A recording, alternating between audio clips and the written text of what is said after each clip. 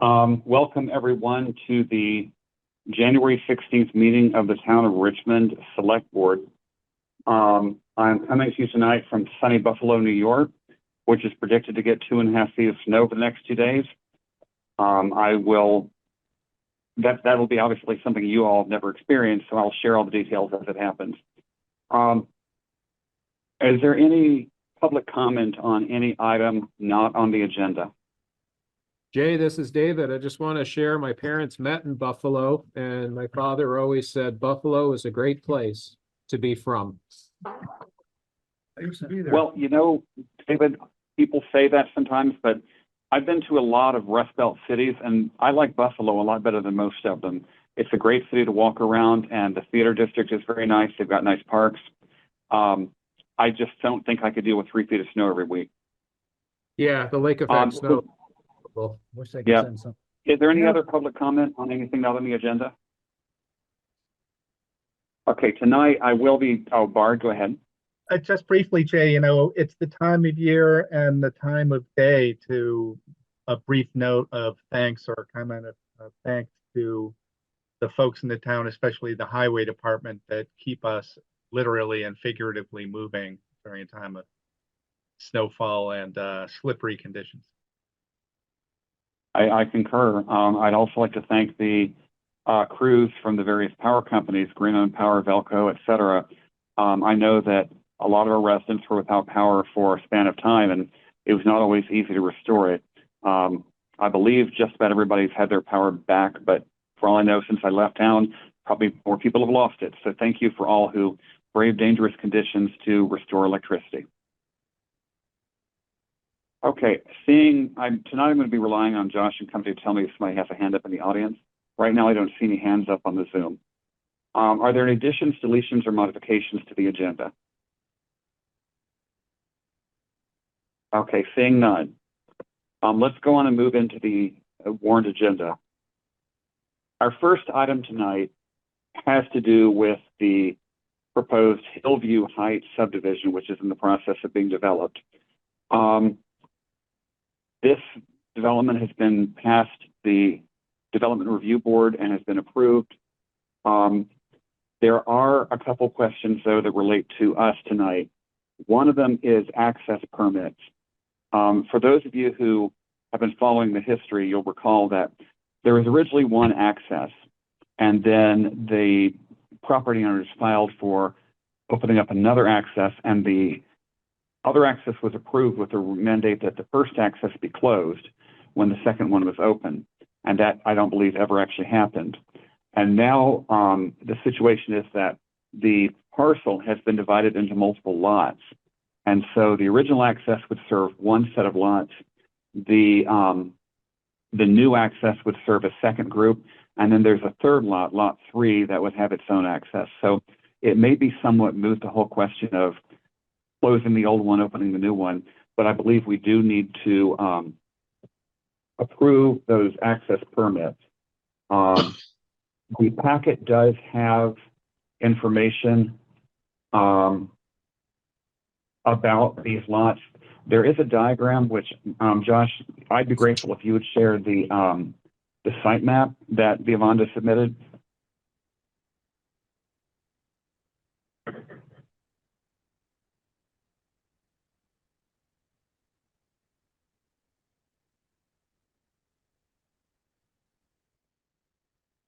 Okay, so if you can look at this diagram, it's not super easy to read, but if you notice, starting with the left-hand side, that is lot 1 and lot 2, which would share that access that Josh is moving his hand over. Lot 3 is there in the middle, and it would have its own access coming out right there.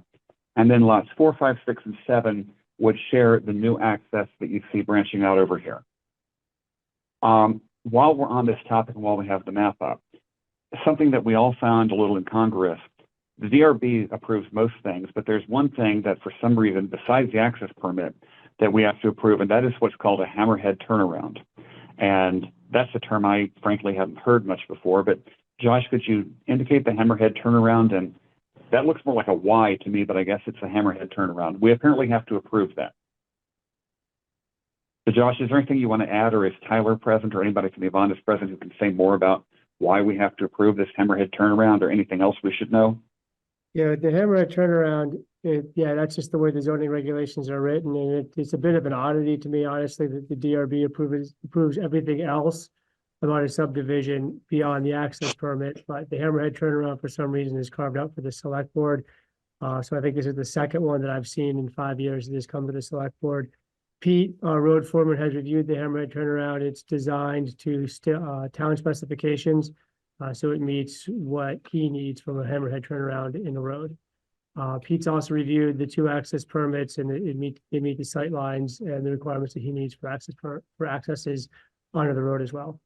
And then the only other thing to do this evening is to consider approval of Hillview Heights Way to the for their the road name, which would be for this road here, because that's now going to be servicing 4 lots. It was initially approved by the select board just to service the 1 lot, but now that it's going to be serving 4, it needs a road name, and they proposed Hillview Heights Way, and that's been approved by E911. Okay, so I did have a question about that. In the packet, you say Hillview Height Way at one point and Hillview Heights Way at other point. I take it that Heights is correct. I think it is supposed to be Heights, yes. Okay. So as Josh has said, the 3 items, we have the access permits, we have the road name Hillview Heights Way, and we have the authorization of the turnaround. So there's a motion that encompasses all these. And all these houses they're them, putting up in Hillview. 7 I'm sorry, houses. Jan, could you hold off for a second, Jan, and let the select board go first? I'll second item. Members of select, I don't even know if she's talking to us. Okay. Members of select board, do you have any questions about any of this? Lisa has Okay. her head. Sorry. Yeah. Lisa, go ahead.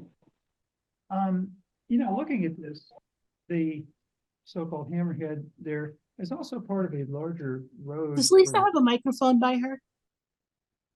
Oh, sorry. It's Okay, sorry about that, thanks. Thank you. The roadway that Lisa said, Hammerhead, looks larger than the individual lot access roads. And I wonder if the intention there is to connect future connection to the rear part of that property that's not lot 7. It currently isn't subdivided or detailed in any way as far as development plans. That would put all the traffic from, if so, that would put all the traffic from that area right there at that intersection on a curve with 2 other curves by it. And it doesn't seem like a very good plan for relieving a lot of traffic, particularly rush hour or popular times of the day. And I'm not sure that their traffic study, and I can't quote their traffic study because I haven't seen it, but I'm not sure their traffic study actually anticipates doing that. So I've got a fairly large question about that I don't know if I can answer tonight. Are you concerned about traffic at the Hammerhead or at the access? Well, to no, Hillview? that the hammerhead is leading to possible connections to lot 7 in the rear, which will be subdivided, I would imagine, So, into a number of parcels, and that would be their road, which suddenly becomes bigger than just a driveway. well, I think that would be a question for a future application. Right now, I don't think you can consider development beyond what's proposed here, which is the 4 lots. They're not asking for more than the 4. Sure. If they were to expand that, they would have to come back for an amendment to the access, just as they're doing right now. That access was approved Right. 2 years ago for 1 lot, and now they're adding 3 more lots onto it, so they've come back for the Right. approval for that access. Right. So, Yeah. if it does develop in the future, they'd certainly be back. Right. Well, I wanted to get that on the record because Okay. if they do come back with that, then we have that same question whenever that comes up. Sure. And it should be, they would need to address that at that point, not just, make it a future possibility. Right. Okay. I do know that at present, that particular part of the lot is used for a flower farm and other agricultural purposes, but that's not to say, as you said, that things couldn't change in the future. Would anybody, does anybody else have any other questions from the select board? I'm not seeing any hands. Just Oh, a comment, it's Bart, I'm sorry. So for those of us attending presumably not on the select board, who may not have seen various materials. So this has been reviewed and approved by the DRB, as I understand it. And it comes to us because of this particular feature of the hammerhead. And we also, in the materials posted online, have a memo from Pete Goslin, our highway foreman, who supports it. I think that context is relevant. I don't know if other people think so as well. Yes. Jay? I'd like to speak to that too. Go ahead. So my understanding is the only thing that we're addressing tonight is the access for this particular site, you know, and the name and the other thing. And, you know, I think, you know, one of the things that Bard was alluding to is this particular development has some controversy around it. We're not addressing that controversy one way or the other with this motion. Approving this. This is just for what is already on the table. You know, with that in mind, I'd be happy to make a motion. You're welcome to go ahead. Okay, I move to approve the following for Hillview Heights subdivision. The access permit 2024-01, access permit 2024-02, the road name Hillview Heights Way, or the road that accesses lots 4 to 7, and the hammerhead turnaround for the road that accesses lots 4 through 7. Okay. Do we have a second? This is David. I'll second. Okay, we have a motion from Jeff Forward, second from David Sander to approve the access permits, name, and the hammerhead turnaround. Is there anybody present on Zoom or in the audience physically who would like to comment on this? Jay, there is a hand up. Okay, I don't know whose hand it is, but that person is welcome to go ahead and come up and speak. It's Fran Thomas. So there's Fran Hey, Thomas, Fran. Bradley Holt on Zoom. Fran Thomas, when the select board gave a prior access permit to the road that is going to get to the multiple homes, they said that they had to give up their access to lot 3. So are you rescinding that? Or are you allowing them to have access to lot 3? That's a good question. Okay, Josh, the legality of exactly how that needs to take place. There was some question of why was the old access not closed? And if I recall from Tyler Mesha, our zoning administrator, that it was not closed because the new one was not entirely open yet. And by subdividing the property so that now there's no more than one access per lot, and by approving the access permits referenced in the motion, I think that covers us. But Josh, would you like to comment on that? Yeah, that's correct. The other access was supposed to be closed when the new access was approved. The condition was to close the existing access once the new access was completed, because a lot cannot have 2 accesses to that lot. However, that lot, the new access has never been fully completed, so the other one was not forced to be closed. And now that the subdivision has gone in, that access that was to be closed is now the only access to the lot that it serves. So it does not need to be closed because it's the only way to get to that lot. Okay, Fran, does that answer your question? Yeah, I have a concern about that access as far as it going through a wetland. And the whole, you know, I haven't appealed the development, but the development is under appeal. So Yeah, So- we're aware of that. I would say that the access, as far as what's before the board, is really about the actual curb cut. Beyond that, it goes up to the DRB as far as where the actual driveway or the road would go. It's my understanding that they have a wetland permit from the state, because it does go through a wetland, so they've got a wetland permit. And again, that was all before the DRB for the subdivision review and was approved. As you mentioned, it is going through an appeal process right now with the state court. So I won't speculate what they're gonna look at, but they'll probably look at that. Yeah, well, I just, really, my main thing is to clarify. Do they have access to lot 3 now? Well, if you approve With- motion, because you had said they couldn't have access. Well, I think they had said that they couldn't have two accesses to the same lot. And then it was, and now that's subdivided, so now you have, it was supposed to be closed when the access was completed, the access was never completed. Now they've subdivided, so now you have an access to lots 4, 5, 6, and 7, and the existing access to lot 3. I'm not sure that was the rationale, but I'd have to go back to the. That was, to look at that. Okay, Bradley, you're welcome to go ahead. Sure. I actually have comments on all 4 applications in front of you. Should I just go ahead and make comments on all 4, or do you want to kind of take them one at Sure, a time? rattle it off. Okay. Yeah. I also, notably, as you're just talking about, you don't seem to have in front of you an access permit application for the proposed lot 3. But for completeness, I'd like to make a few comments about that as well, because I think that's relevant. I did raise numerous concerns about the proposed Hillview Heights subdivision during the DRB's hearings on this matter. Of course, I'm not going to repeat all those concerns here tonight, as the focus is on these specific approval requests. However, I do want to share that I'm not opposed to the landowner building a subdivision on this property. What I am opposed to is the landowner building a subdivision that fails to comply with our town's regulations. So if we start first looking at the access permit application for the proposed lots 1 and 2. So if you remember when the diagram was up, those are ones that were in the bottom left of the diagram.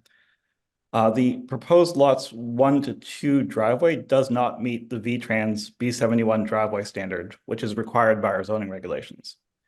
According to the applicant's subdivision application, the required minimum intersection site distance of 390 feet for a 35-mile-per-hour road is not met, and this presents a safety hazard. In their subdivision application, they say they'll place an advanced warning sign, but this is not a sufficient mitigation for this unsafe condition. An advanced warning sign only provides no mitigating benefit for vehicles exiting the axis and only limited mitigating benefit for vehicles approaching the axis. And nowhere in the subdivision application did the applicant claim to be able to achieve more than 250 feet of site distance. You also see in the subdivision application, they show clearing 900 square feet of trees and brush to provide that claimed site distance of only 250 feet. And you'll see in the highway foreman notes on this access permit application, the highway foreman suggested confirming this site distance once the trees are cleared. So I would suggest that the select board should be explicit in your approval that the site distance needs to be 390 feet, right? It needs to meet the VTrans standard. And that site distance should be spelled out in your condition of approval for this access permit. And if we look at the terrain and topography, those of us who live here on Hillview Road, it's clear this terrain and topography do not afford the stopping site distance of 250 feet claimed within the subdivision application. The vehicles approach this driveway while coming around a blind curve along an upward sloping hillside, which obstructs the line of sight. And I find it highly unlikely that the claimed stopping site distance of 250 feet is accurate. And further, if the homeowner association fails to keep the trees and brush cleared, then once the vegetation grows back, which will happen quite quickly as the line of sight only clears the upward sloping hillside by less than 18 inches, the site distance reduces to only 175 feet. So I think that, based on this, the select board should deny this access permit for the proposed lots 1 and 2 driveway, as nowhere does the applicant claim to be able to achieve the required site distance of 390 feet. At a minimum, the select board should set a condition on your approval of the minimum site distance to be achieved. Again, I'm curious as to why there's no access permit application for the proposed lot 3 before you. And like I said, I do want to include a few comments on this. That lot 3 driveway is currently less than 12 feet wide and therefore does not meet our town's minimum driveway width standard. The subdivision application shows widening that proposed lot 3 driveway to 12 feet, but this widening represents several hundreds of additional square feet in Class 2 wetland buffer disturbances beyond what is permitted in the applicant's wetland permit, plus the impacts of the shoulders grading down to the surrounding wetlands. The applicants claim within their subdivision application that a state wetland permit has been issued for proposed impacts is simply untrue and is easily provable as false. basic analysis, if you look at their partial wetland exhibit document included in their approval for their individual wetland permit, you'll see an existing wetland buffer disturbance of 4,154 square feet along the 378 feet length of driveway within the existing wetland buffer disturbance. And that could not possibly be more than allow for more than 11 feet of permitted existing wetland buffer. So in that driveway. So these measurements and the math are quite simple and inarguable. And if you go out there, you can see that the width of this driveway currently seems to be somewhere between 8 and 10 feet. Based on observations and measurements taken from our Agency of Natural Resources. And even in their wetlands permit, the applicant said the existing driveway is currently 10 to 11 feet wide with 1 to 2 foot shoulders on both sides before grading down to the wetland.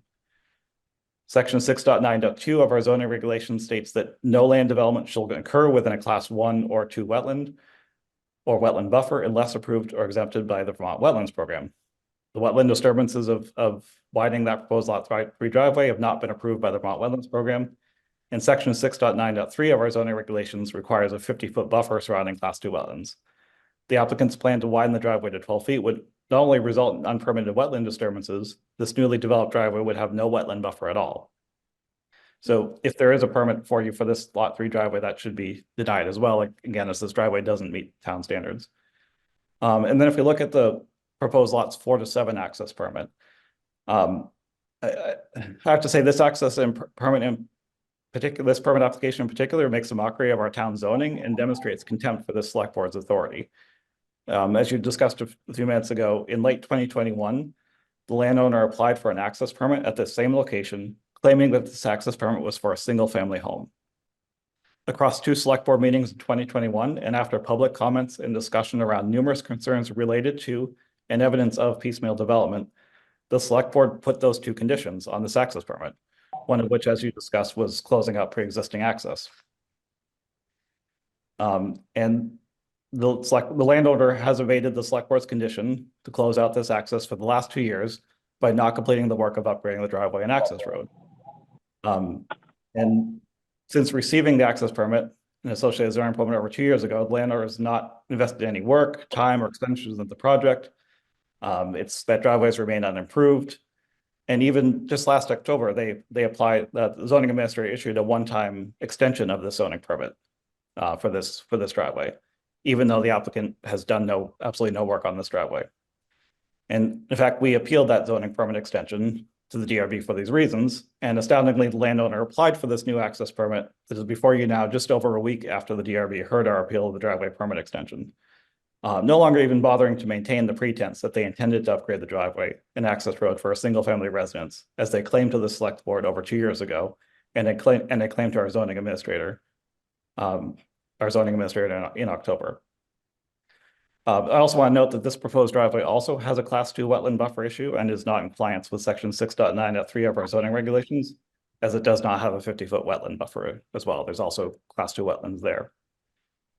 Finally, moving on to the Hammerhead turnaround approval request. Subdivision regulations section 600.6 requires that dead-end roads terminate in a circular turnaround or in a hammerhead.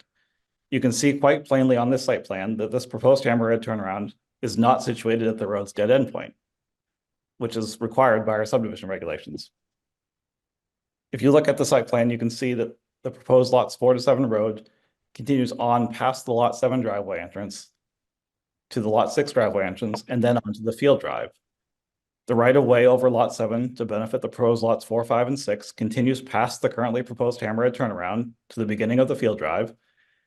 This hammerhead turnaround is clearly not at the end of the road and therefore does not comply with our subdivision regulations.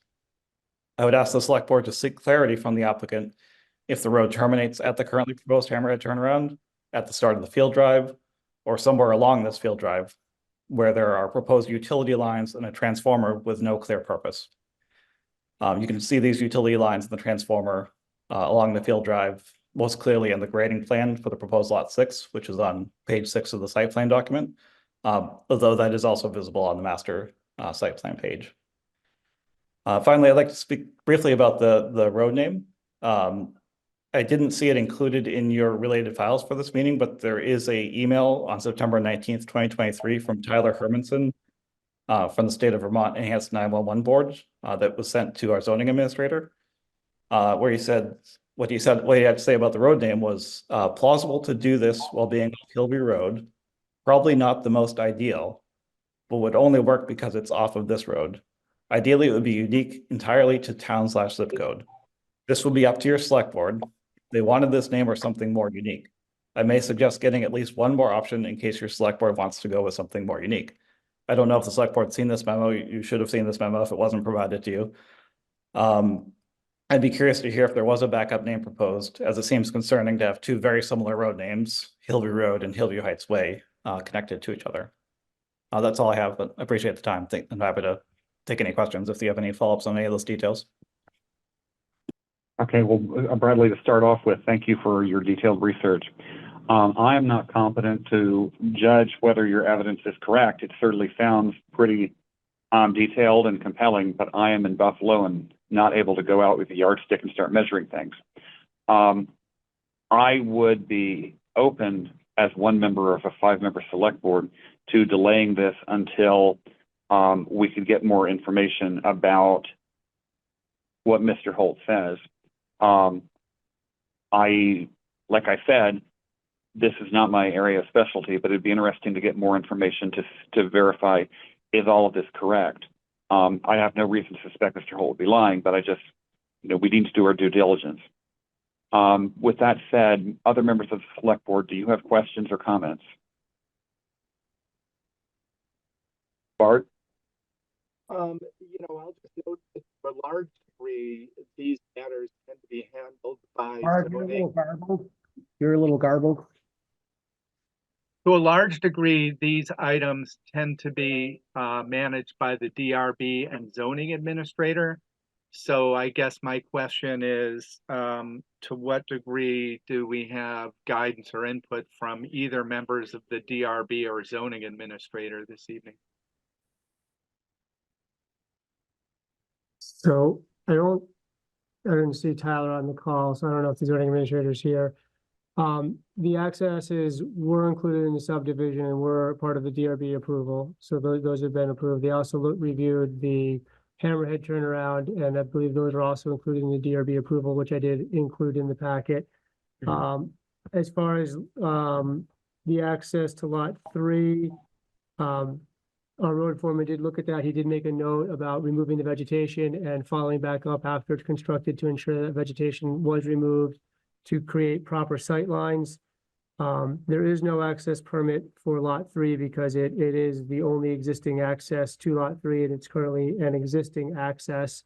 So there is no need to come back with another access permit for one that's pre-existing and already has served one home there.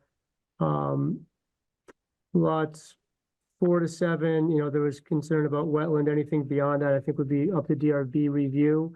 I didn't review the DRB decision well enough to know what they were doing with the wetland up there, but that's really not the question before the select board. It's more the access and the curb cut to access lots 4 to 7. The Hammerhead turnaround, I don't know the specs well enough to know if that has to be at the end of a dead end road or exactly how they're classifying that. Again, it was reviewed by the DRB. They didn't see any issue, and Pete had reviewed it as far as with town specs. So I'm sort of relying on the subject matter expert with our road foreman. And the road name, there was some back and forth that I saw with the zoning administrator and from Tyler Hermanson. It talks about Hillview Heights Way is better than Hillview Way. The extra word helps differentiate. Also plausible to call this an extension. However, it's not really at the end of a road, but also allowed. Mainly want to avoid anything that could get mixed up in the heat of that moment in a 911 call. So sounded like from that email, Tyler Hermanson had approved Hillview Heights Way as the road name. Well, maybe saying it isn't ideal. He was okay with it as far as emergency response goes. Is the engineer from Hillview Heights on the call? I had heard that they might be joining, or anybody from Hillview Heights. I'm not sure if they wanted to add anything that I maybe don't have access to. Hi, yes, good evening. If you can hear me, it's Nick Boughton with Cross Consulting Engineers representing the Avandas. All of those comments that were previously raised were addressed in the DRB hearings. None of that I heard was new. So I guess if there's specific questions from the board on the accesses, I'd be happy to answer that. But as for the hammerhead turnaround, the reason it's included is any road with serving more than 3 lots needs to have some sort of termination point, and that point was determined at the start of the individual driveways from the 2 lots beyond the hammerhead turnaround. So yeah, if you have any other questions related to the 4 items we're looking at, I'd be happy to answer. Hey, Bard, your hand's still up. Go ahead. Oh, you got nothing? Okay. David, Lisa, Jeff, questions for the attorney? I'm the engineer, just to, for Oh, I correction. apologize. The engineer. Okay, I apologize. Jay, I have Go ahead. I find this, to tell you the truth, I find this testimony compelling, and it makes me wonder. What I would propose is either withdraw my motion to a later date, table the motion to a later date, or let the motion proceed, and I would likely vote against it until I heard more direct responses to these questions. Okay, well, Jeff, I believe it's in order to withdraw your motion. Josh, is that correct? You could do either. It could be withdrawn as long as the person who seconded it also withdraws, or to proceed and see how the board feels. Yeah, I'll withdraw my second. I share Jeff's concerns. I want to be sure that we take our time and do this correctly and not jump through hoops and then regret not thinking or paying attention to issues as they come up. My concern is the condition set on the first access permit being invalidated because we're doing a second access permit. That doesn't sound right. I would like to see town staff review the concerns that were addressed tonight. And I don't feel comfortable voting on it until those concerns are addressed. And maybe the DRB, maybe a representative from the DRB as well. And Jay, I would also add, there are a number of questions that really need clarification, and they've been accumulating. I don't think we've gotten any real wholesale clarification at any point in this, so I think it's time. And I understand that. Right. Sorry, go ahead. No, that's right. I understand that this coming before us tonight is more of a procedural vote than Substantive. a substantive vote, but there's a reason it comes before us. And I'd hate for something to slip through just because of procedure.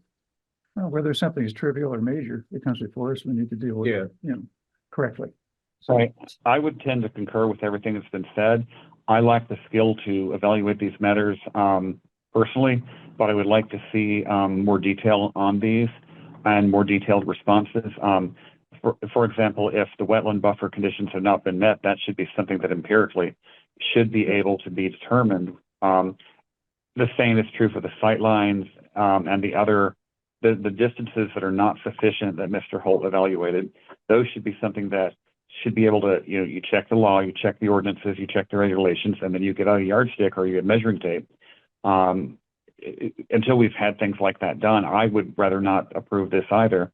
So all in all, I would like to defer this to the next meeting or to a meeting to be determined, but that's my sense as well. Bard, did you have anything you wanted to toss in on that? Yeah, and I raised my hand a bit early in this, but to be clear, I was thinking, okay, so what is it we want done between now and our next conversation? And I would draw the line at, we need to go out with our own tape measures and measure things. I think we really defer then to zoning administrator and or DRB staff to say, are there any, how do you view these things? Are there any ongoing concerns or conditions? Yeah. The one that I thought of before the conversation began were the sight lines to this access point. And so that might be one where could we pass it with conditions, but the other issues which may or may not be germane to the approval of this access point, I think we should at least get responses or context. And in that regard, perhaps at the next time we take this up, ask our zoning administrator to participate in the conversation. Because recognizing we could do one side, then the other side, then the other side, and extend it for a long period of time.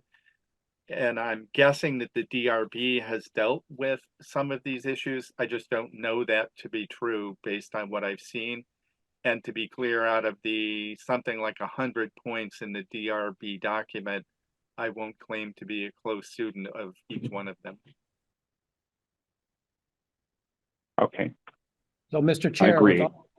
all of this Go in ahead. mind, I would request withdrawing my motion. Okay. And I believe David said he was willing to withdraw his second. Oh, Tyler's. Tyler Misha, actually, our zoning administrator does have his hand up here. Sorry, I didn't see him earlier. Oh, No, by all my, means, Tyler, my go ahead. apologies, guys. I was I had a doctor's thing today, so I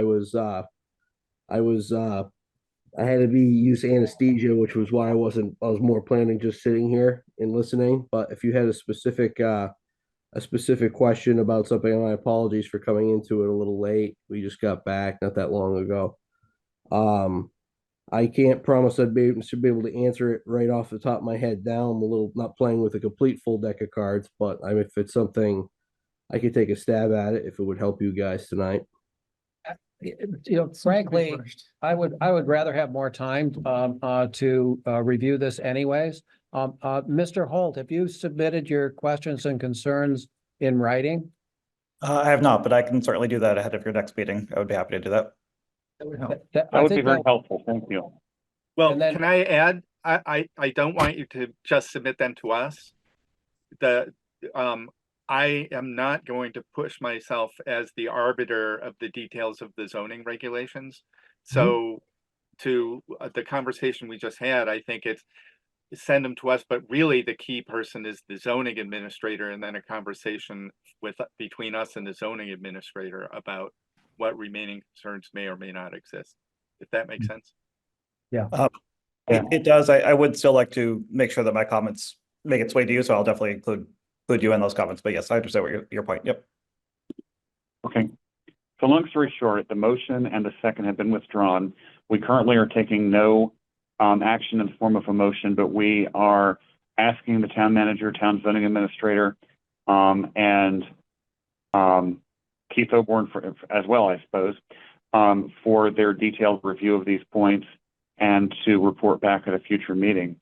Do I have a sense of the select board more or less accurately summed up? That sounds like it to me. Okay. Jay, I did have a question. So if it's all right, and I do, again, I apologize. Go ahead. I realized I came in, 3/4 of the way through this.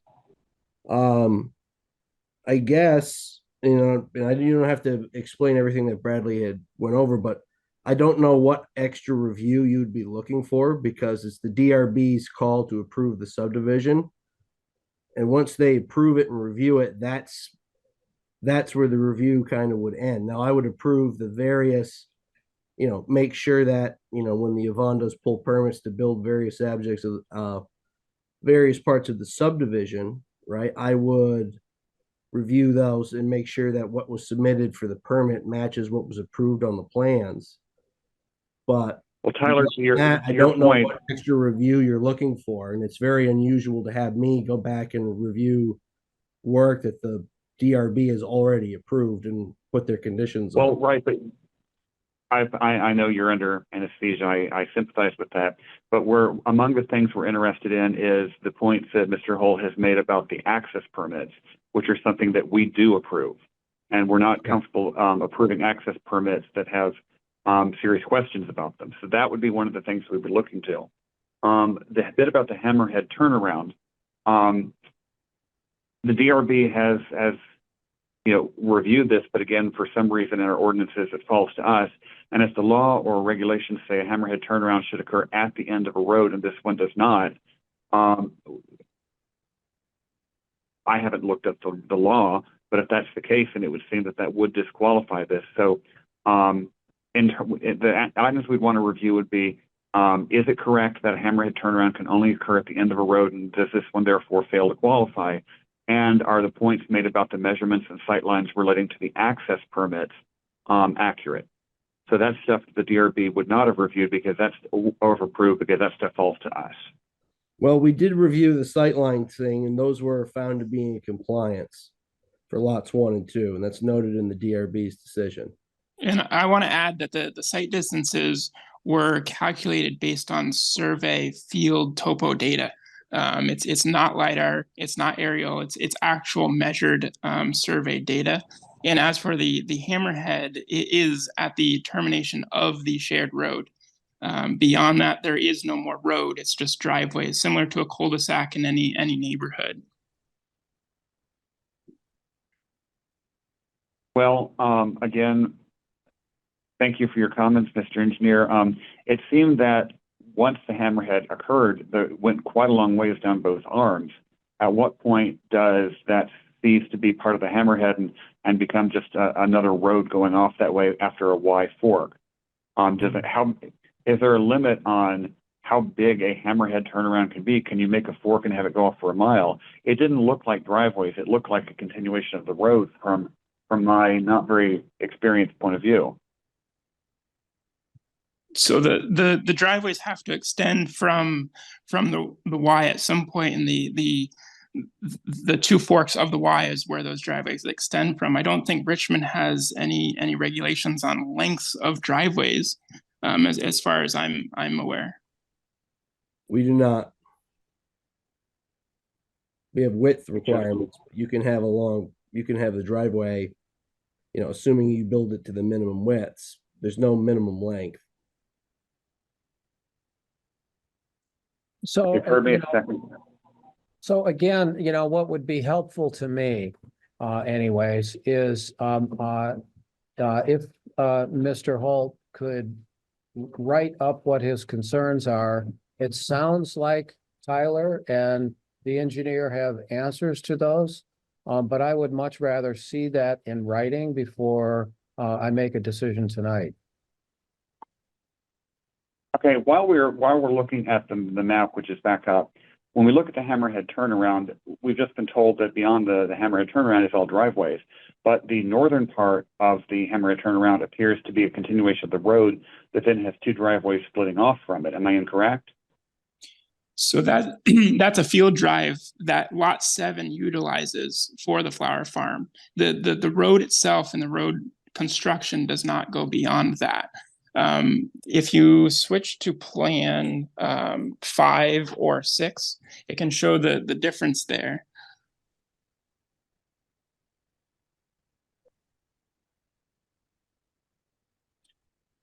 So there's a clear necking down of the width to make those driveways. And the hammerhead is the termination of the road in question. Okay, I see your point. Okay, so Tyler has some questions about, really, given what the DRB has approved, what do we specifically want him to look at? We've asked Mr. Holt to submit his comments in writing, and then we can follow up, Josh and I, or Jeff and Josh, or whomever wants to be involved. We just have to keep it to less than a quorum of the select board. We have to warn it, but to compose questions and report back.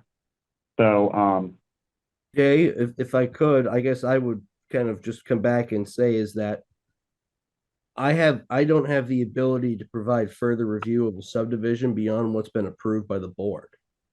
Like I don't have authority to and if the board says, oh, we want the road to be, let's say, this to be 26 feet, and I say, oh no, it only has to be 24 feet. What the board says in this matter, because they have jurisdiction over this, all the particulars of what is in here has been approved already by the DRB. So really the only thing to look at is, does the access itself meet the town specifications? And according to what, Pete Goslin had said, he had said that 1 and 2 did, provided that they had the applicants did the work that they were required to do to maintain the site distances for lots 1 and 2. And then the other thing was switching the use, switching the access from the fact that it's serving multiple lots now, as opposed to serving the one original lot. Beyond that, there really isn't, and I don't know if I have any authority to provide additional review on top of what the board has already done. It's the board's, decision to make whether or not this is in compliance, and they've made it, and they've signed that decision. And Jay, just to be clear, Tyler, I think when Tyler says the board, he's referring to the development review. That's board. correct, sir. Sorry, Select Brent. board. I'm used to dealing with one board. My apologies. I didn't mean to Just for clarity. to the rest of them. Yeah, so I think Tyler's taking us back down the path that I was sort of pointing to, that the DRB and zoning. So is it in compliance with zoning, and the DRB is the authority in that?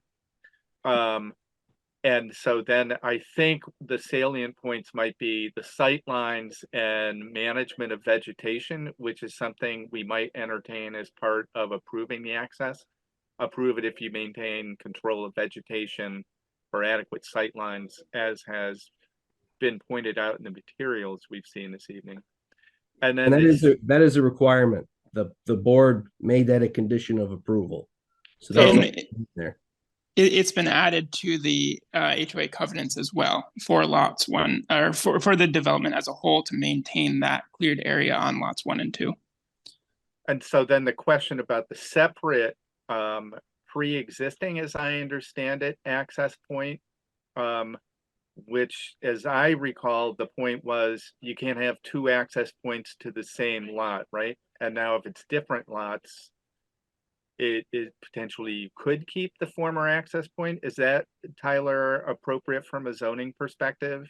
Yes, it is, because the lot only serves one. It's pre-existing, and from a zoning, and generally too, things that are pre-existing, even if they're not technically allowed by the regulations, if they predate, or if they haven't been touched in a number of years, that they can exist in perpetuity, provided they're not changed. Now given the fact that this access is serving a single family lot, right, and the rest of that for my issue, there isn't multiple access points onto multiple lots, onto one lot at this point, because they're each separate and individual lots. And quite frankly, the wetland, we have no jurisdiction over. They have a state wetland permit to top the driveway on lot 3. That was given by the state, and I have no jurisdiction over that. Tyler, I just want to they issue their permit. Tyler, I want to just add something on the wetland permit. We do have a wetland permit. What's not included in the wetland permit is the top dressing, because it's non-jurisdictional by the state. The state is aware of it and has allowed it, but did not include it, because we are not creating any additional impacts to the wetland. So I'm just saying this because if you pull the permit, it will not include that, but we have saved conversations between the state and us with what we're proposing on that drive.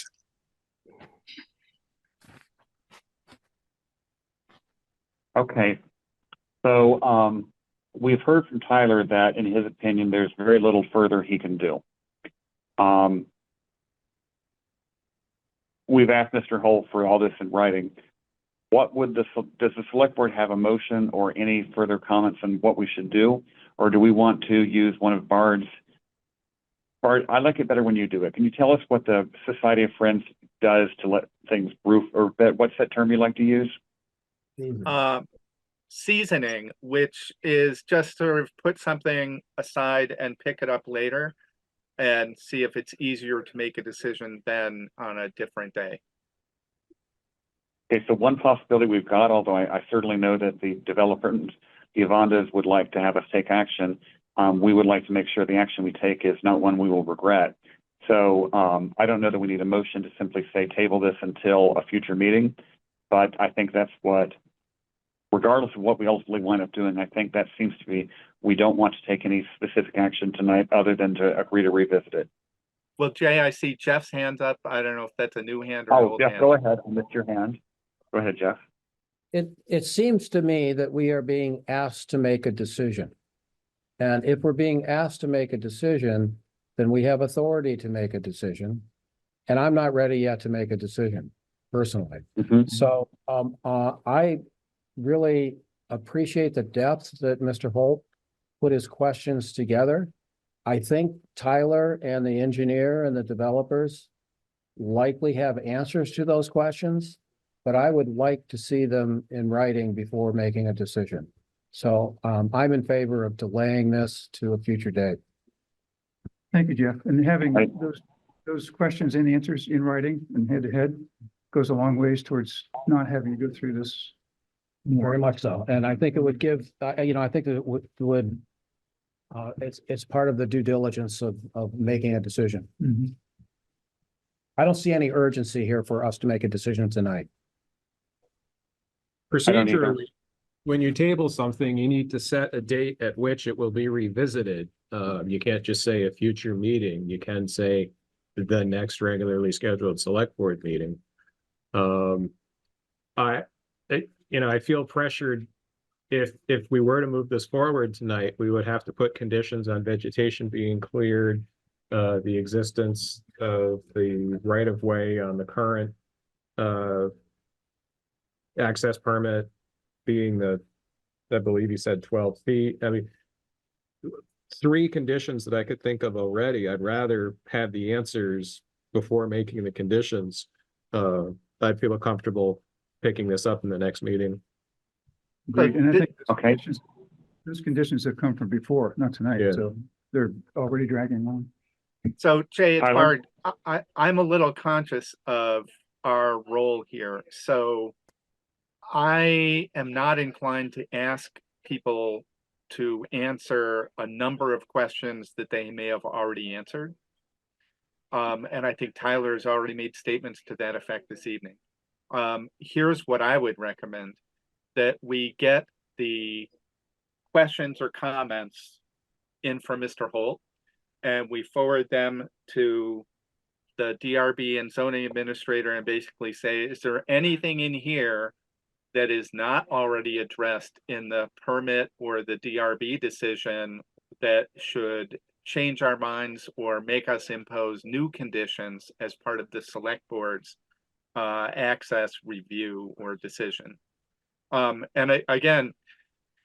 I'm thoughtful that I suspect, as Tyler at least suggested, that the DRB has dealt with very many things. And I don't want to make them answer like a set of essay questions. I just, for due diligence, to the same points that other members of the board here tonight have made, I think we just say, is there anything in here that is not already addressed within the DRB review and permit that is properly addressed by the select board under its separate authority?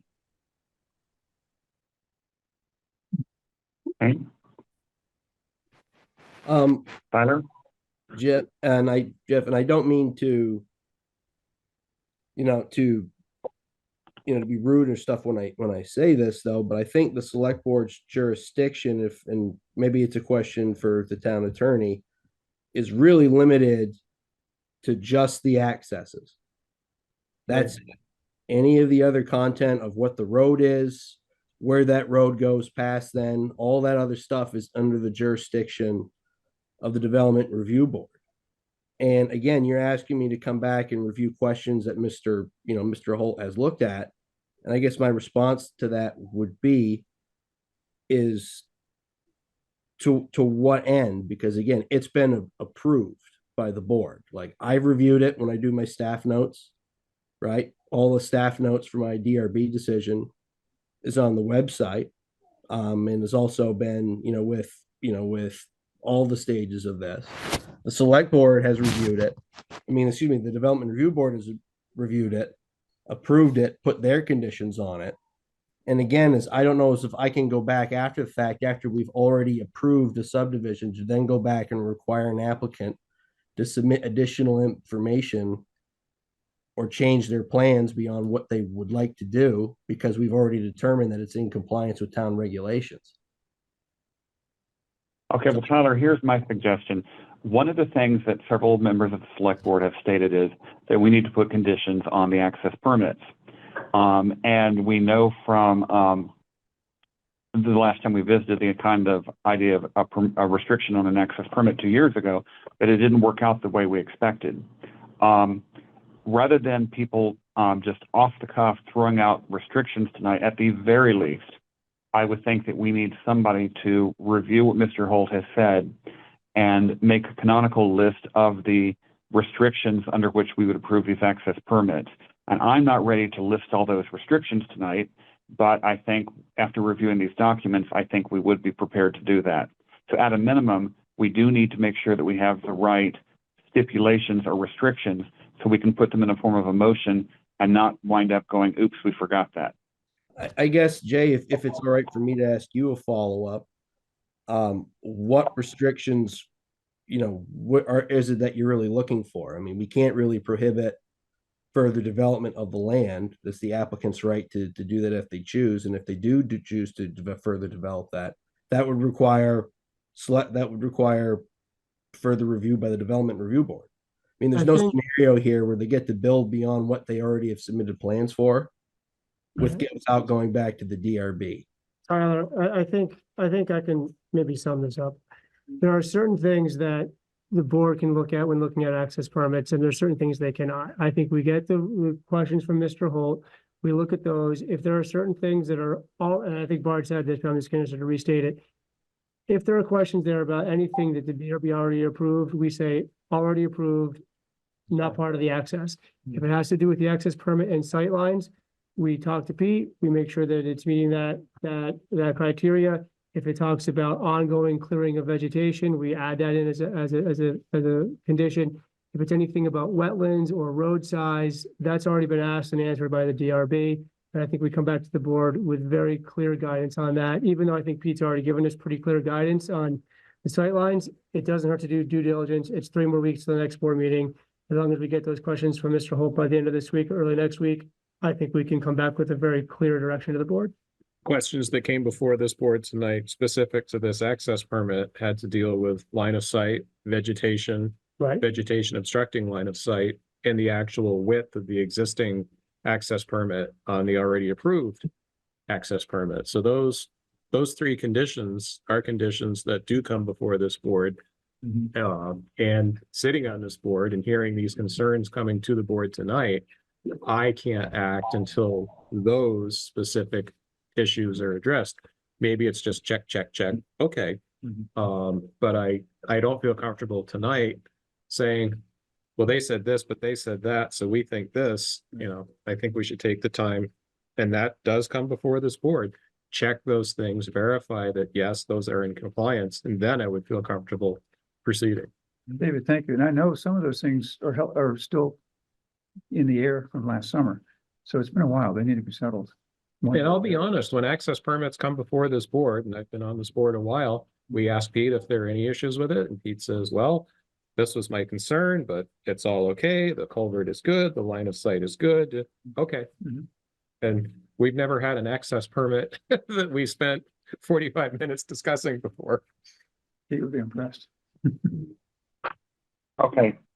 So I like what Josh said. I think that's something we can work with. Assuming that, he gets the information he needs to be able to give that guidance, we can look at this again the first meeting in February, if that's okay with everybody. Good for me. Okay. So Mr. Holt and everybody else who's spoken, the engineer, I'm sorry, I've forgotten your name. It's probably here on the participant list. But anyway, thank you for your contributing. And I guess we're ready to move on to the next agenda item. So with that in mind, the next agenda item is something that, speaking of spending 45 minutes on things, we've spent quite a bit of time discussing this particular item. It is Browns Court and what to do with it. And we've heard from a vast number of people regarding its suitability for recreation, its suitability for housing. And this is in the context of a couple of things. One, we have earmarked money from the ARPA dollars for exploration of park facilities on Browns Court, Volunteers Green, and the Round Church. And those monies have to be allocated by the end of 2024 and spent by the end of 2026. We know that very little can be done on Volunteers Green because of flood regulations. And Pete Gosselin went to some length recently to say, I'm really tired. Let's see, what meeting was that? Oh, I was at the Parks Committee meeting. If not everybody was there. Pete talked about how tired he is of putting the playground all back together only to see it get wiped out again. There's really just only so much we can do on Volunteers Green. We certainly can't put major recreation facilities on Round Church lawn. And so that does leave us with, two factors. One, it's pretty much given the land that the town currently owns. It's Browns Court or nothing for quite a few things. And we do have the ticking clock for the ARPA money. Now, of course, the Parks Committee also has raised the point that they've been doing a lot of work and they feel unsupported when we keep on saying, well, we might put recreation in there. We might put housing in there. They'd like to have the doubt removed so that they can proceed without having to worry that all their work will be for nothing. I sympathize with that. On the other hand, I also sympathize with those who are interested in housing, among which I count myself. But for various reasons, I don't think that putting in 500 square foot studio apartments up at Browns Court is really the thing to be doing at this time. It's not going to have as much beneficial impact as you would think because it's, again, essentially 2,500 square foot apartments. And there would always be problems balancing the parking. If we have parking for those apartments, they would often be taken entirely by people using the softball fields. And I don't know what we could do to stop that from happening. So I'm just kind of rattling off here everything that's been discussed. The last thing that I want to bring to the table is we have talked about having a housing summit to try to get everybody in town who is interested in expanding housing, not just affordable housing, not just senior housing, not just accessible housing, but housing in general, get them all to come together and see if we can come up with a town strategy. So in the last couple of weeks, it has been proposed that given that town meeting is coming up very shortly, we have 2 more select board meetings before town meeting, and town meeting being the one place that the entire town can speak and be heard directly, that it might not be a bad idea to bring housing up at town meeting and see what people think. Now, it could be that at town meeting, people say, the heck with recreation, we want housing up there. It could be that people say, we want recreation, don't put housing up there. We don't know. And that's part of the reason why we should ask the question. So I put a draft motion in the packet. This is only a draft motion. You guys can shoot it down in flames. No one even has to move it if you have a better idea. But my draft motion, which is, I'm not moving, I'm just sharing it with you right now, is whereas usable space at Browns Court is limited, and whereas ARPA funds must be allocated by the end of 2024, it is the sense of the Town of Richmond Selectboard that the Parks Committee shall proceed with their plans for recreational use on the entirety of Volunteers Green, and that the question of housing will be discussed at town meeting. So that is a possible motion. It's not the motion that anybody has to make. So now I'd like to hush up and open the discussion to the select board. Bard, your hand is up and I would love to hear what you think. Yeah, I've said this before and I'll say it again. I mean, broadly speaking, recreation and housing are 2 competing goods for our town, at least in my opinion. I think there are folks who think the town has no role in housing. This is an interesting one because it is very clear to me there is an articulate, strongly held belief by a significant number of citizens and taxpayers that we should not do anything associated with housing at Volunteers Green. Oh, I'm sorry, Browns Court. I'm looking at the wrong. language. I will also say, when I've asked some of my friends and neighbors, they're not of one opinion. There are people literally on my street here, which is not far away, and some of them are adamant that we should not put housing there, and others who have said, well, what other options do we have? Which is one of the reasons that I thought, whatever the outcome, it's worth at least having a conversation about housing at town meeting. If I were going to, what a horse racers say, if I were going to handicap this race, I think there are a lot of horses in favor of not putting housing on Brown's Court for a variety of reasons.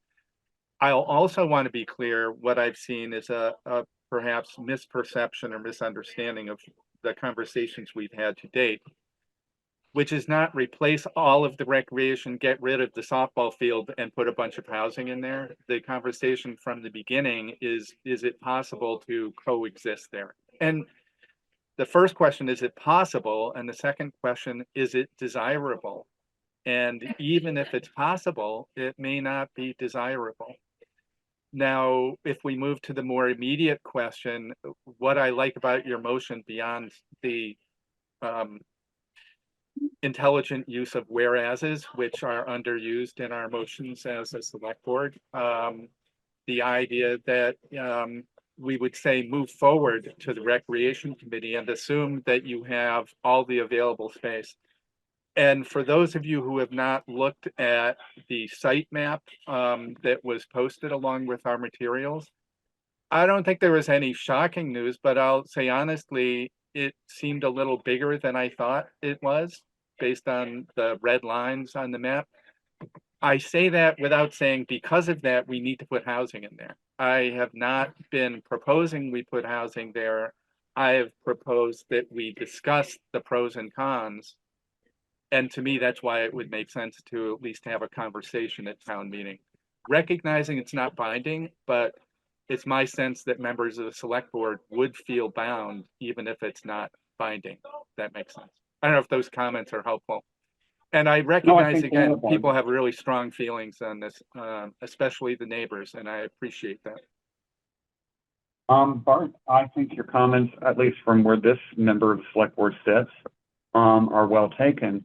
I would like to, since you mentioned it, bring up the map here.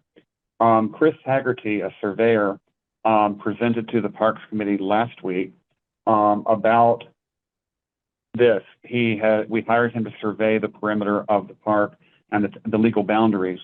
And given that this has been the various deeds, the various boundaries, all the stuff about it goes back for a very long time. One of the things he noted was that some of the boundaries are in reference to the top of the ridge. Top of the ridge may not be now where it was then. There is some doubt about, for example, the eastern boundary line from both sides. Both the property owners there on Jericho Road and the property, and us, are not entirely sure exactly where the line goes. And so we might be in a position of needing to work out some quitclaim agreements with those property owners to help both of us. So we'll know where the property ends, and so they will be able to say, should they ever want to sell their property, I know for a fact my property ends here. Right now, with an ambiguous boundary, no one is being benefited.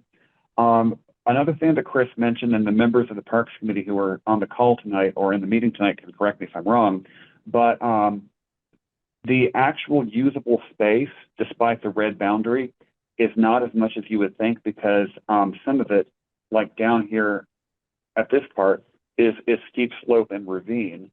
And when you get down to it, I believe Chris said the usable actual space for recreation may be something in the order of a little over 2.1 acres and not the close to 3 that we had thought.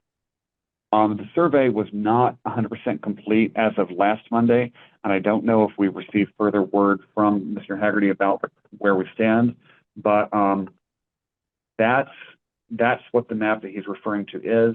And the understanding I have is that we don't really have as much land up there as we thought we did in terms of what you can actually use. Does anybody from the Parks Committee want to add anything to that? Yep, sure. Kendra is stepping up. I'm in person. This is Kendra Ziski. And so just to expand on what Jay said, he was at our meeting.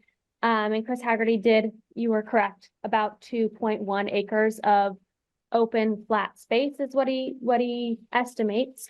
He's really only looked at boundaries so far. Still has to look at accesses and things like that. He's just sticking with that outer red line and where that actually sits based on the actual agreements that are in place. Jay's exactly right. He said there was a number of quitclaim deeds that might be required. Actual acreage estimated is 3.15, of which, like I said, 2 is usable. And the other thing I wanted to add is the timeline of this is just his tentative report. He said he would give us an update at the end of this week. Still no update at this point. Obviously, we're still at the beginning part of the week.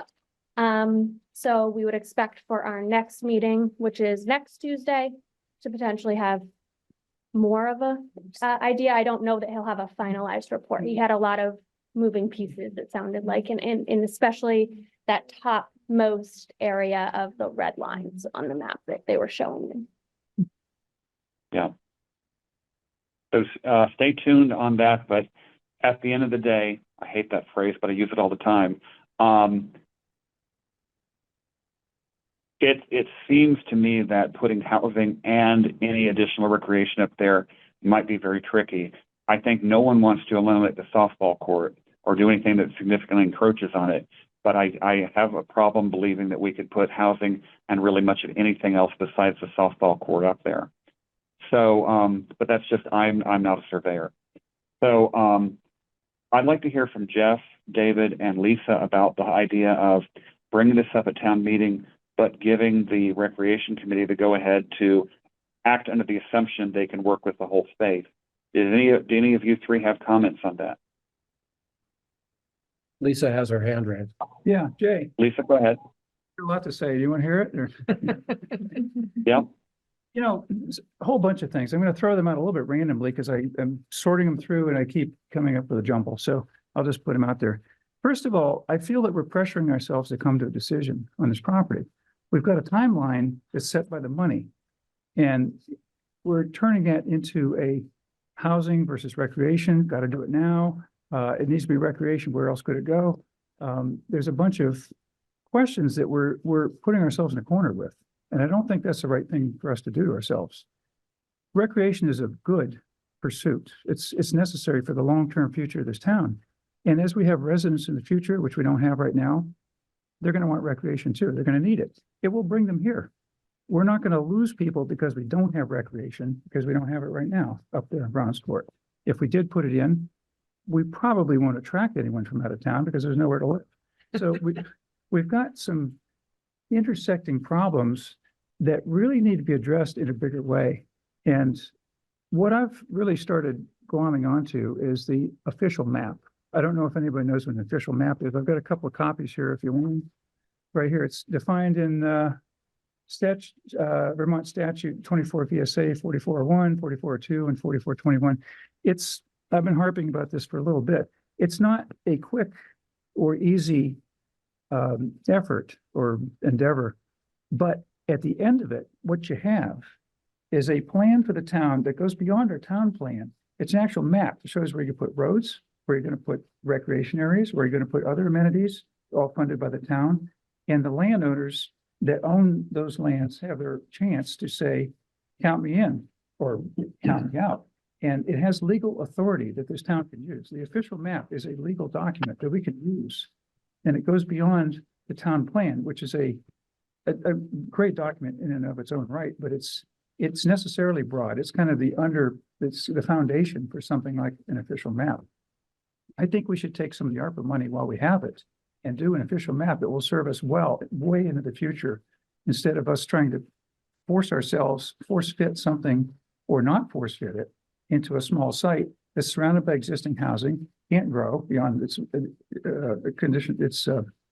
current size, and really doesn't serve any of the future town that we think might happen. The reason we get up in the morning is because we've got a future. And, let's serve that future right. Let's do it justice and start on a town map. It's gonna take probably a year or two. Our town staff can't do it alone, and they can't do it overnight. It's gonna take, might take a couple of years. But if you don't start that process, it's never gonna happen. And if it's never gonna happen, we're always gonna have these kinds of conversations where we're looking through a keyhole into something, trying to make it fit. So, and I'm not saying I'm against it or for it, on Brown's Court. I think it's kind of a tempest in a teapot. We can do better. We can do better than that. So, Lisa, to your point, I think a detailed town map of what you reference might well be a good idea. I want to also note that we do actually, after recently, taking a little bit more money out of the unearmarked ARPA money for engineering oversight, or no, for the final design on the sidewalk project. We still have about 200,000 that has not been earmarked at all, and that could be used for things like the town map. So they're not mutually exclusive. We don't have to rob Peter to pay Paul and take money away from recreation in order to do a town map. To go back to my motion, and actually the chair rarely makes motions, but he can, and I'm going to go ahead and move this motion. And if somebody seconds it, great. If they don't, we can move on. But my motion is not to paint us into a corner. It's simply to say, Recreation Committee, to the best of our knowledge, we're going with recreation, act as though we are, and we will discuss housing at town meeting. That doesn't mean that if the town meeting comes back and says, no, we really, really want housing, that we couldn't revisit it. But right now, as Bard said, that's not super likely, but it could happen.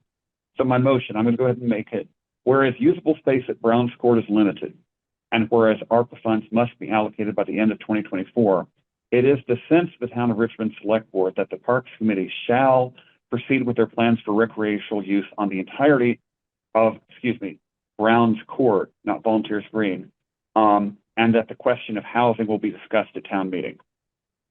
I hereby make that motion. Is there a second? This is David, I'll second. Okay. Okay, so we do have a motion on the floor to state that the sense is Parks Committee, go ahead, act as though it's all yours for recreation. Meanwhile, we'll discuss this at town meeting. I see some hands up. John, would you like to go ahead? Sure, absolutely. I'm not part of the Parks Committee. I've been volunteering my design hours to date. I have real concerns about the timeline here. In the December 18th meeting, that when the housing summit was discussed, we were told, I believe by Jeff Forward, that by the end of January that there would be a resolution to this. Now it sounds like we're going to discuss it in town meeting day, which is first part of March.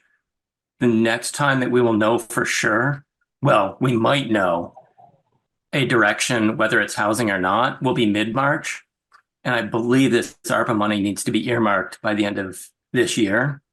If we switch to housing, that gives less than 9 months. It gives about 8 months to basically either reallocate those funds because the town is going to choose to sell that lot and make housing, or continue on with design. As a design professional, 8 months to come up with a design and budget is really, really tight for something of this caliber. So I think continuing to kick this can down the road for months at a time is really risking having to compress our design timeline. Okay, thank you, John. Could I make a couple of related comments first? Sure, go ahead. I'm just going to say, I have not heard anybody say the town should sell this lot.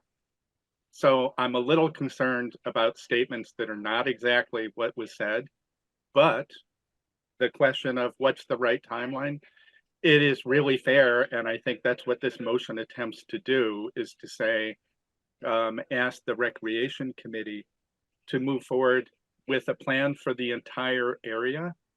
I think when we say we don't have time for a democratic process, which is about 2 months away, I think that's to our discredit. I recognize I'm probably on one end of the fringe of the group here tonight as one of the few people who actually may remember 1968. which includes not only the smell of burning ghettos in Detroit, Michigan, but Yep. the assassination of Robert Kennedy and Martin Luther King. Many people will not remember what I also remember from my studies is the first Fair Housing Act was passed by United States Congress shortly after Martin Luther King's assassination. And there is a direct nexus between improvement in housing access, quality, and affordability as a result of Martin Luther King's efforts. And he was frankly not just about civil rights, he was about affordable quality housing for all people. The March on Washington was not people of color March on Washington, it was the poor people's March on Washington. So I will say I carry that bias today, that I think housing is something we should all be concerned about. And I recognize that Brown's Court may not be the right place. And I think this motion does its best to sort of move forward with the recreation plan. And again, it's my sense that it's very unlikely that there would be a strong consensus at a town meeting about no backup and put in housing there. But I think it would be a mistake not to avail ourselves of one of the few democratic opportunities we have for a broad group of citizens and taxpayers to participate in that conversation. Bart, I'm just going to blurt this recognition. Thank you. I'm from Washington, D.C. and those marches. I was 16 years old, and you're exactly right. And it's still a problem. It's even worse now. And I don't see people marching because they haven't got the energy to do it anymore. But go ahead, Jay. Well, I'd like to respond directly to what John said. But one of the purposes of my motion is to not hold up planning and say, okay, we've made up our minds. It's late March. Go ahead. We want them to be able to go ahead and plan right now. And that's why the motion says essentially go ahead as though you have the whole thing. It doesn't say, and that's probably how it's going to end up. But I think based on what a lot of people said, that is probably the outcome. Also, the motion as stated does not say the question of housing at Brown's Court will be discussed. The motion I made was the question of housing will be discussed. And so I think this motion accomplishes the two things that need to be done. It keeps open the question of housing and directs us to have that discussion with the voters at town meeting. And at the same time, it gives the Recreation Committee the go-ahead to say, please proceed with all due speed. We do know the clock's ticking, and we do know we want the best plans possible. And I think these are both laudable goals. We want the best plans so we get the best outcome, but at the same time, I think it is time the town has a discussion about housing, and rather than convening an entire separate housing summit that maybe 15 people would come to, I think the town meeting forum is probably the best place to give the most people a chance to weigh in. But I'm going to shut up again and call on other people. Jeff, go ahead. Well, Jay, I want to thank you for this motion. We have been asked of late to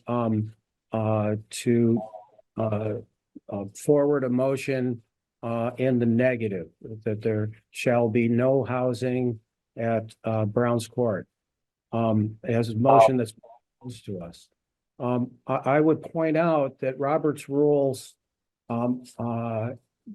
specifies that it's much, much better to cast motions in the positive rather than the negative. It's harder to prove a negative, and a positive actually gives a direction and an action to take.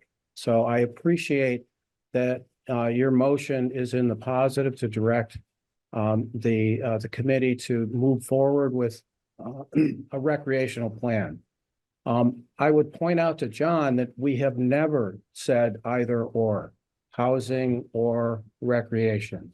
We have always said here, the direction that we've been asking is for the Recreation Committee or the Three Parks Committee to move forward with a recreation plan and to investigate whether or not housing would be accommodated on that site along with recreation.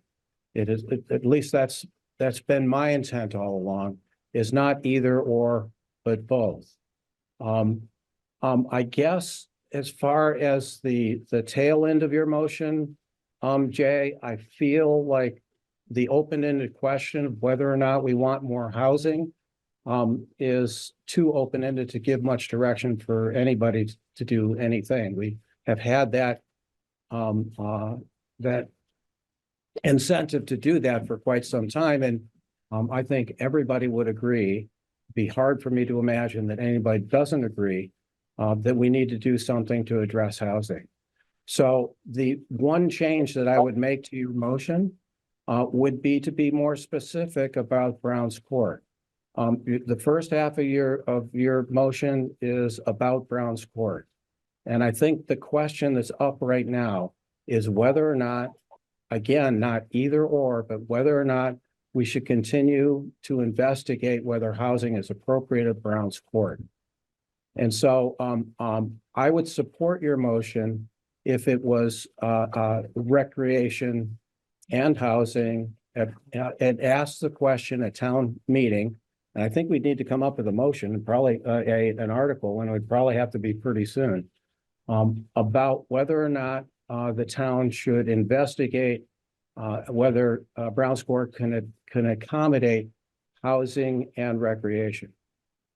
So I don't know if you, if you'd entertain changing your motion, or whether you do a separate motion. I actually don't. I don't like the modification because I don't want to restrict the discussion at town meeting to housing at Brown's Court. I want us to leave the playing field open so that housing in any sense can be discussed. There's more to discussing housing than simply, shall we put something up at Brown's Court? There's a lot of things going on legislatively and regulationally, that's not a word, regarding what we can now do, what changes have happened as far as auxiliary housing units, infill housing, duplexes. And not everybody is tuned in. People read about housing once in a while on Front Porch Forum. This would be a chance to get the whole question of housing and what has changed out in front of all of the residents. So that's why I did not say housing at Brown's Court. I said, and housing will be, let's see, what did I actually say? I said that the question of housing, not housing at Brown's Court, but housing will be discussed at town meeting. I don't like the idea of saying specifically at Brown's Court. This is really attempting to accomplish two things. One, to tell the Parks Committee, go ahead. Don't hold off from waiting plans till it's too late and we can't get good plans. That's part one. Part two is, but we should discuss housing sometime. And why not at town meeting, which is where the most people will be. So I don't really want to amend this to say housing at Brown's Court will be discussed.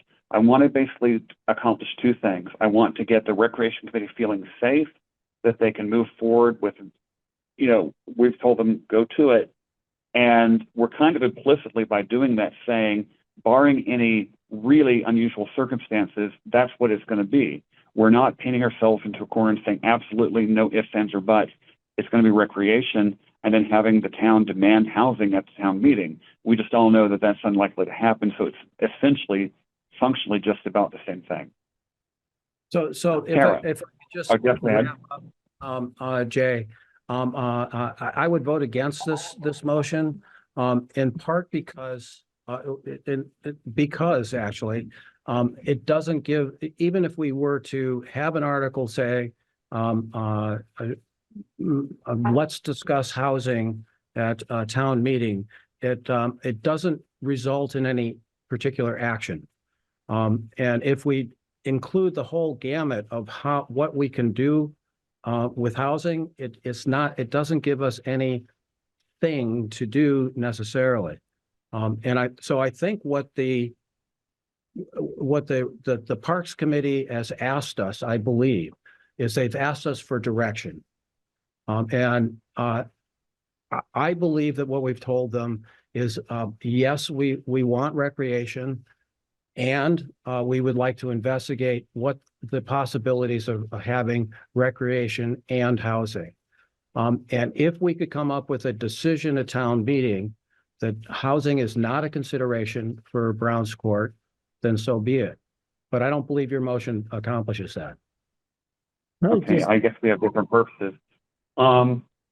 Jay, real Kara, quick. okay, go ahead. Just timing wise, this is our last select board meeting. Before we have to finalize the warning for town meeting. So we have to finalize that tonight to get that. So whatever you guys decide, I just want to keep that time frame in your mind that we have to finalize. If we're going to add an article or add a discussion, we have to finalize that wording tonight. I'm done. Okay. Kara, go ahead. Oh, Jay, come on. Lisa, go ahead. Jay, can I let Lisa go ahead since she's a select board member and very adamantly wants to speak? Then go ahead, Lisa. Go ahead. Go ahead, Thank you, Lisa. Kara. Jay, I have not been all that supportive of recreation at Browns Court because I have some unanswered questions. I'd like to go through them real quick and then I'll lay them on the table for whoever wants to eat them up. First one is, I don't see a system for equipment distribution and collection and safekeeping that needs to be addressed, particularly if it's going to be town equipment. If it isn't, then that's a whole different thing. Second thing is the maintenance costs. We've been asking for maintenance costs for all the amenities that have been proposed under the ARPA spending. I haven't seen any. Maybe they've been proposed. I haven't seen them. If they haven't, we need those. If they have, pardon me. Third thing is who's the contact person? Who is going to manage this unattended amenity? When people show up to play pickleball or whatever it is, they pretty much put themselves in charge, I guess, but is that how it's supposed to work? I don't have any real idea of what's supposed to happen if 18 or 20 people show up or 2 people show up or whatever. It's an unknown in my mind. Scheduling goes along with that. Advance notice of availability. I think it could be very chaotic because many of the people that play there aren't going to be from the surrounding area, I think. Maybe I'm wrong. What about the Huntington pickleball court? The Recreation Committee is from Huntington and Richmond. They have a pickleball court, from what I understand. Are we eating into their utility with their court? I haven't heard any commentary about that. So I'd like to hear something about that. And maybe the facility wants 2 facilities, 1 in each town. I'm not sure. The committee wants 2 in each town. So we don't really have a master plan for recreation.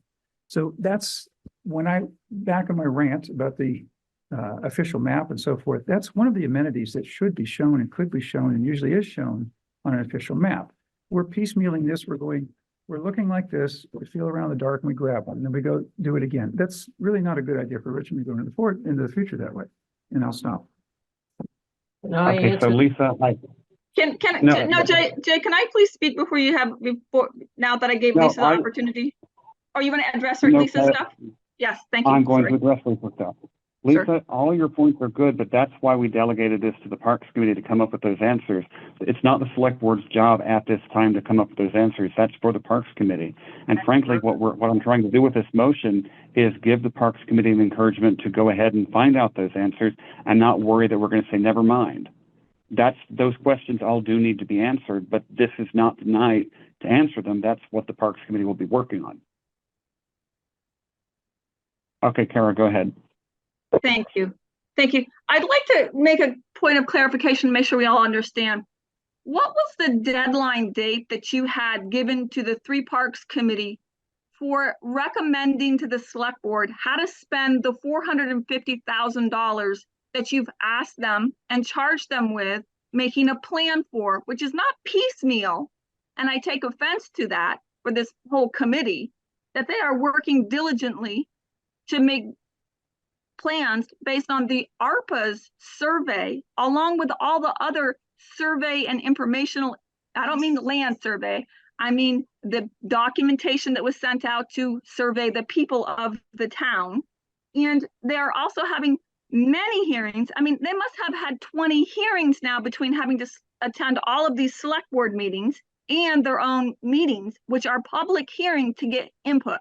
So my question back was, what is the date that was given to the 3 Parks Committee to make recommendations to you by? Was it the beginning? I'm only asking because when you talk about town meeting, was their date the end of March or the beginning of March? I do not know the answer to that. Josh, do you know the answer to that? I don't think we just said March. I don't know if we- Said March. Yeah, I don't remember I don't think it beginning or was end. specific. That's all. Okay, so here's my concern. Lisa's asking for answers to questions that they haven't even been allowed to do their true presentation yet. So it's unfair to them to be premature in saying, I can't make a decision. Nobody is asking you to make a decision based on the three parks presentation, which will have numerical figures provided to it, as well as a plan. So I'm just asking you to please watch how you're discussing this. But my question is, when we talk about Browns Court and housing on Browns Court, what the select board better be ready to answer is your plan to give it away, to sell it, or to own housing that the town owns? Because those are your three options. Sell it, own it, give it away. And so when you're putting pressure on this three parks committee because you think you might want housing there, I'm going to ask you to start looking at other places that the town owns as well for housing. How about the third floor of the town center that we're going to spend $9.8 million on? How about the Andrews Forest? I mean, you really want to get into opportunities for housing, you really need to look at your full picture. Now, that park, the motion Jeff had said, not making a negative motion. Here's the positive motion for you, Jeff. Browns Court shall only be used for recreational park uses. Ta-da! But you don't want to do that because there's some other agendas going on here tonight. And I've been to enough select board meetings that I have the right to say so. And my say so is, I believe Jeff Ford wants these $450,000 funds not spent on rec at all because he voted against spending it on having this committee at all. And I believe now Lisa is now saying she would like housing there as well, which that is really not fair to have people volunteer to be on a committee, to have the rug pulled out from underneath them by you now saying we're going to do something else with it. Ad hominems are not welcome. I understand you're very passionate about this, but I'd ask you to keep the ad hominems to a minimum. Angela, go ahead. Angela? Can you hear me? Yes. Okay. I just want to follow up with what John Lynn said and Bard responded to about the selling of Browns Court to provide for housing. Historically, the current property where the Richmond Village housing is, down past Richmond Home Supply, I believe it's Cathedral Housing or Chittenden Housing, whichever housing authority owns that property at this time. That entire parcel was owned by my father and was quitclaimed to my uncle. So my last name is on the historical records for some of the only, we'll call it affordable housing that was put up in the town of Richmond and sanctioned by the forefathers for the town of Richmond at that time. That land was sold by my uncle to the town of Richmond. And then through whatever mechanisms it occurred, ownership was transferred to the housing authority that runs Richmond Village Housing. I want to speak directly to John Lynn's statement of selling Browns Court. We are literally holding hostage 3.1 acres with only 2.1 acres worth of flat land on it. The only way it will support both recreational and housing is if it gets divided somehow, and that property where the housing would be in some other entity's name. Richmond is not a housing authority. It doesn't own and rent out units. And so I understand Bard's reaction to the concept of selling it. But the reality is, in order for housing to occur on 2.1 acres of Richmond-owned land, Richmond won't own the housing portion of it. That's the reality. There's no mechanism by which Richmond becomes a landlord. Thank you. Okay, Janet?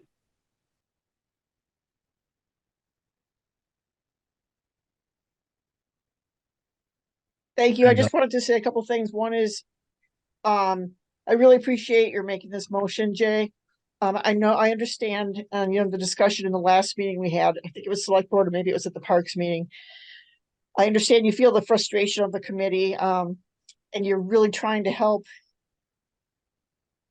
the parks committee feel like, their work is valued. And I think that's great. However, I think the people are struggling with is that it's hard to have a motion, to pass a motion on something that you can't, it's not really a commitment, because there's always this threat of, ooh, the March meeting and housing could undercut. And I think the thing is, the time for the motion, and I'm not an expert, but it seems like the time for the motion is when you have the proposal from the Parks and Rec Committee in front of you. And then you can say, here are all the questions that, Lisa had brought up some things. And that's when those things like Kara had said, that's when those questions are going to be answered. That's when you'll have something that you can actually discuss and say, here's the concrete thing. Are we going to go with this or not? That's when the rubber's going to hit the road and you're going to say yes or no. Are we putting the Parks and Rec plan in place or not? And so I look forward to that day. I really appreciate, I understand. Yeah, I guess that's really the most thing I had to say. The other thing is I really appreciate the comments on the land, and you're trying to get both rec and, oh, the other thing, let me back up and forget that a little bit, but the housing committee, I kind of wonder if you do hear from this March meeting that, yeah, hey, housing sounds great, we like it. What's going to happen? I mean, the housing committee's already reviewed this property and said and said, no, this is not really appropriate for housing in Richmond. I don't know where you'd even go from there. So I'm just, I'm assuming that the great work that the Parks and Rec Committee is doing is going to come, be approved in March. That's my hope, and that's what I think should happen. Thank you. Okay, Ian has his hand up, and I'm going to make a couple comments. One of the things that's been frustrating me as select board chair and as one member of the select board is that so much baggage is attached to this question that it's becoming almost impossible to move anywhere on it because there's so many competing agendas.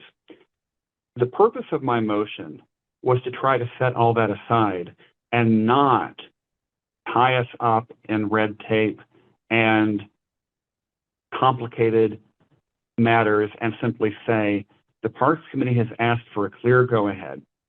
I propose to give it to them. I want them to go full speed ahead because I don't want them to have to wait until a future date and then be told, okay, it's for real this time. The first step of my motion is simply I'll speed ahead. And the second part of my motion is to address those who do feel that housing needs to be discussed, but leave it fairly open and not say housing at Browns Court or housing so long as we keep the land or housing this or housing that.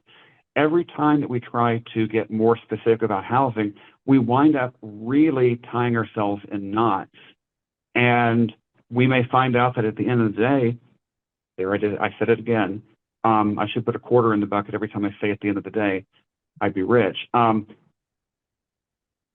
all is said and done, we may find out that housing simply isn't a big priority for Richmond, no matter where we propose putting it. People in general say housing is a good idea, but they fail to show up at the housing committee meetings and they fail to make themselves heard. We hear a lot of people talking about recreation, but I just don't see a lot of people loudly demanding housing. I want to have that discussion. I don't want to say, but it has to be specifically about Browns Court, or it has to be specifically where we keep ownership of the land and don't sell it. I don't like all that red tape attached to it because it just makes getting a motion through harder.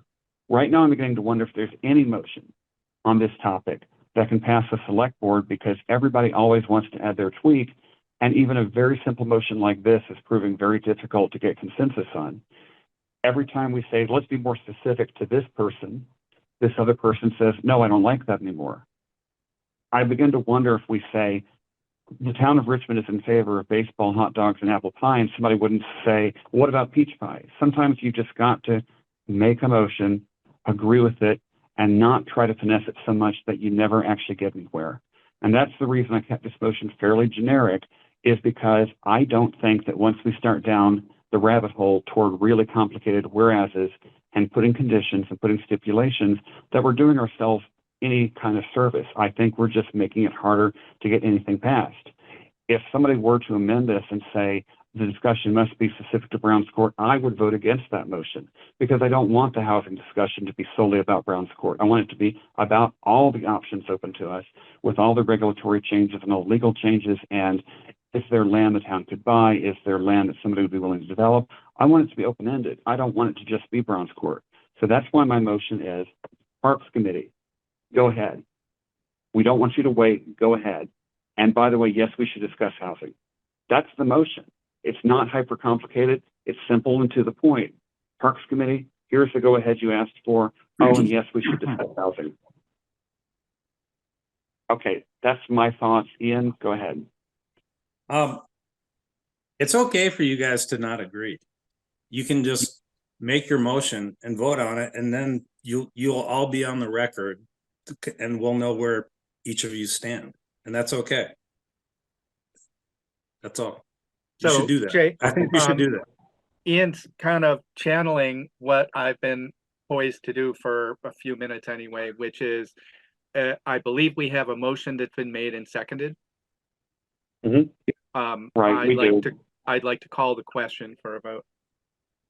Okay, we can take a vote to call the question, or we can just say, does any member of the select board oppose moving on to a vote? Okay, I'm not seeing any hands going up. So I'm going to go ahead and reread the motion. The motion in the memo, Josh, is incorrect in one sense. It references volunteers green.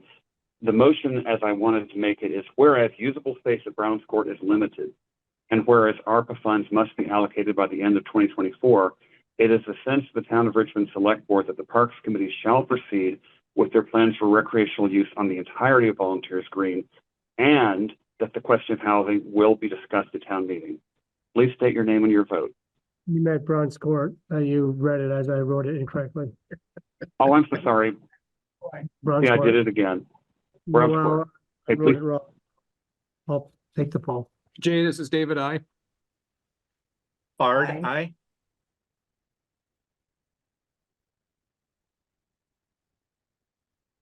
There you go. If Lisa just voted, I didn't hear it. Jeff, aye. No. I'd like to abstain, but And I'm Lisa- gonna vote. No, I'll vote no. Lisa, you're voting no? Lisa, I'm having a hard time hearing you. Did you vote no? I voted no. Okay, thank you. Jeff, I voted aye.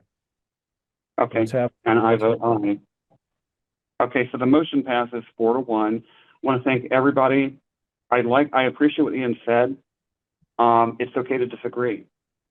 And one of the things we've been proud of in the past is the fact that the select board can disagree and still at the end of the day, go out for a beer together, as it were. And I really want to thank again the members of the Parks Committee, because I really have been impressed. We have delegated things to committees in the past and not always gotten the Herculean amount of effort that they've put into things. So there is a lot of thanks due for the effort you've put in. And as Lisa enumerated, a lot of questions that you will still have to answer, but I'm confident that you will come up with answers. Our next item on the agenda is... Oh, you're welcome. Okay. Sorry. Can I Go just ahead. make one? I Sure. voted no, and I'll tell you why, if you want to know. ahead. Because I didn't get the answers that I'm looking for. If I get those and I'm satisfied with them, Can I speak? Sure. Those are the things that we will be working on. Okay. But there's no sense working on them until we have a real go-ahead to do that. Okay. We'll have wasted our time. I am embarrassed for the select board that it took all this time to come to that decision, which still really isn't final.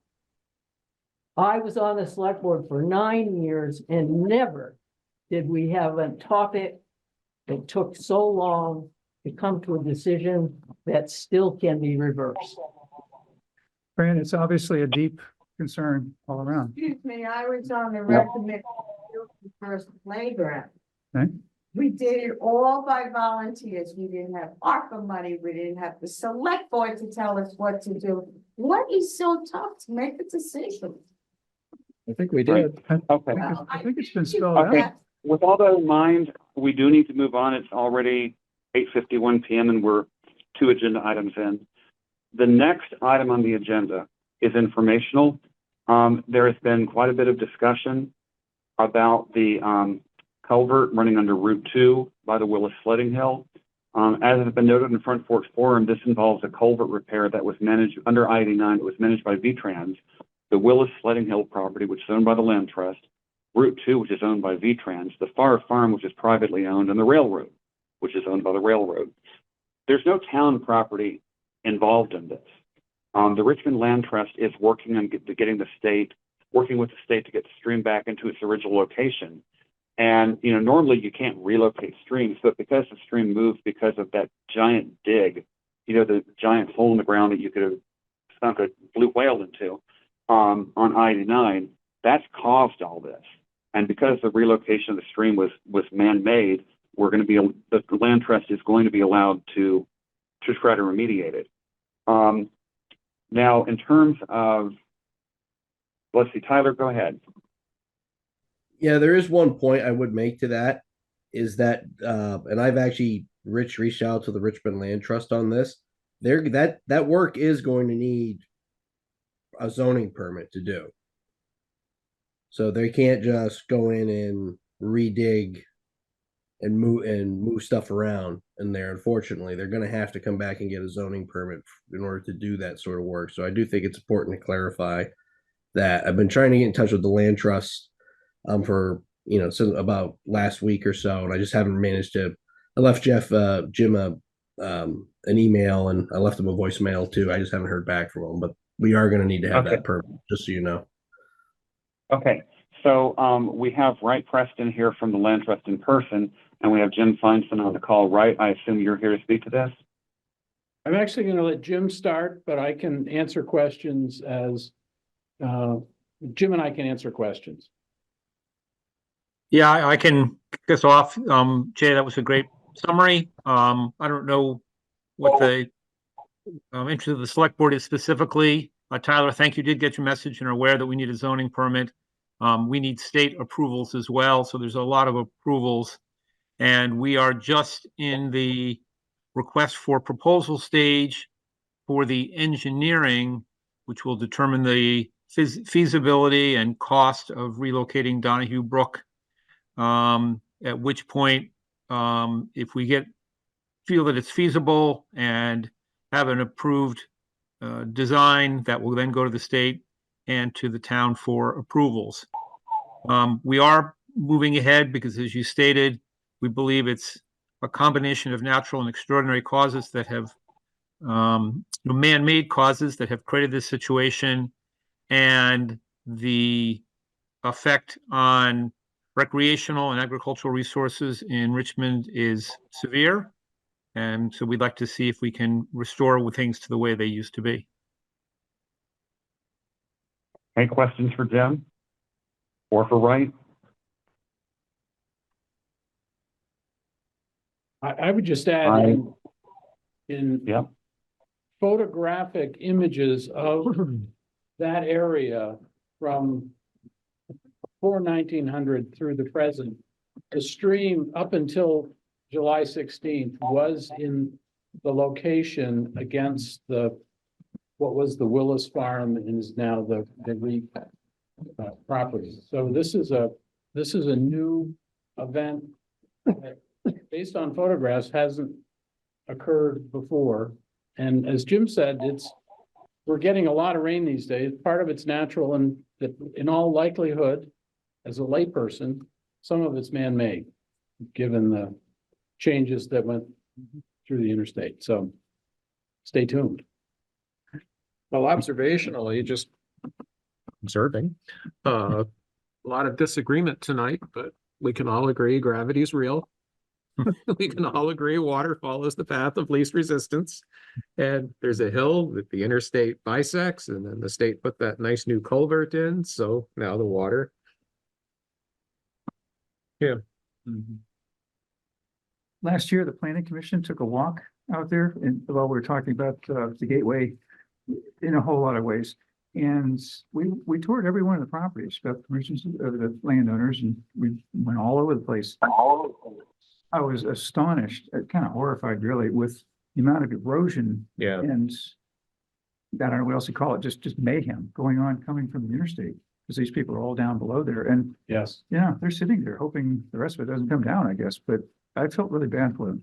And if this can remediate that in any way, seems like the right thing to do. I was surprised watching the interstate when the culvert failed, at just how much erosion there was with the failed culvert, and then with this last storm. Unbelievable amount of water. I don't know if you saw the video of the whirlpool with the tree trunk going through and popping up. That was an amazing video, and that's just they're terrifying. Yeah. Yeah. Well, that storm hit the north side of Richmond, unlike other storms that I've experienced. So, anyway, stay tuned. We'll be back. Okay. Okay. Well, thank you for your work, and Tyler, thank you for your work on this as well. Doesn't look like we have any hands up. It does not appear that we have any hands up. So our next item is, I believe, might actually be relatively quick. It has to do with approval. This is our final chance. It has to. This is basically where we commit of the town meeting warning. Because we just said that we want to discuss housing at town meeting.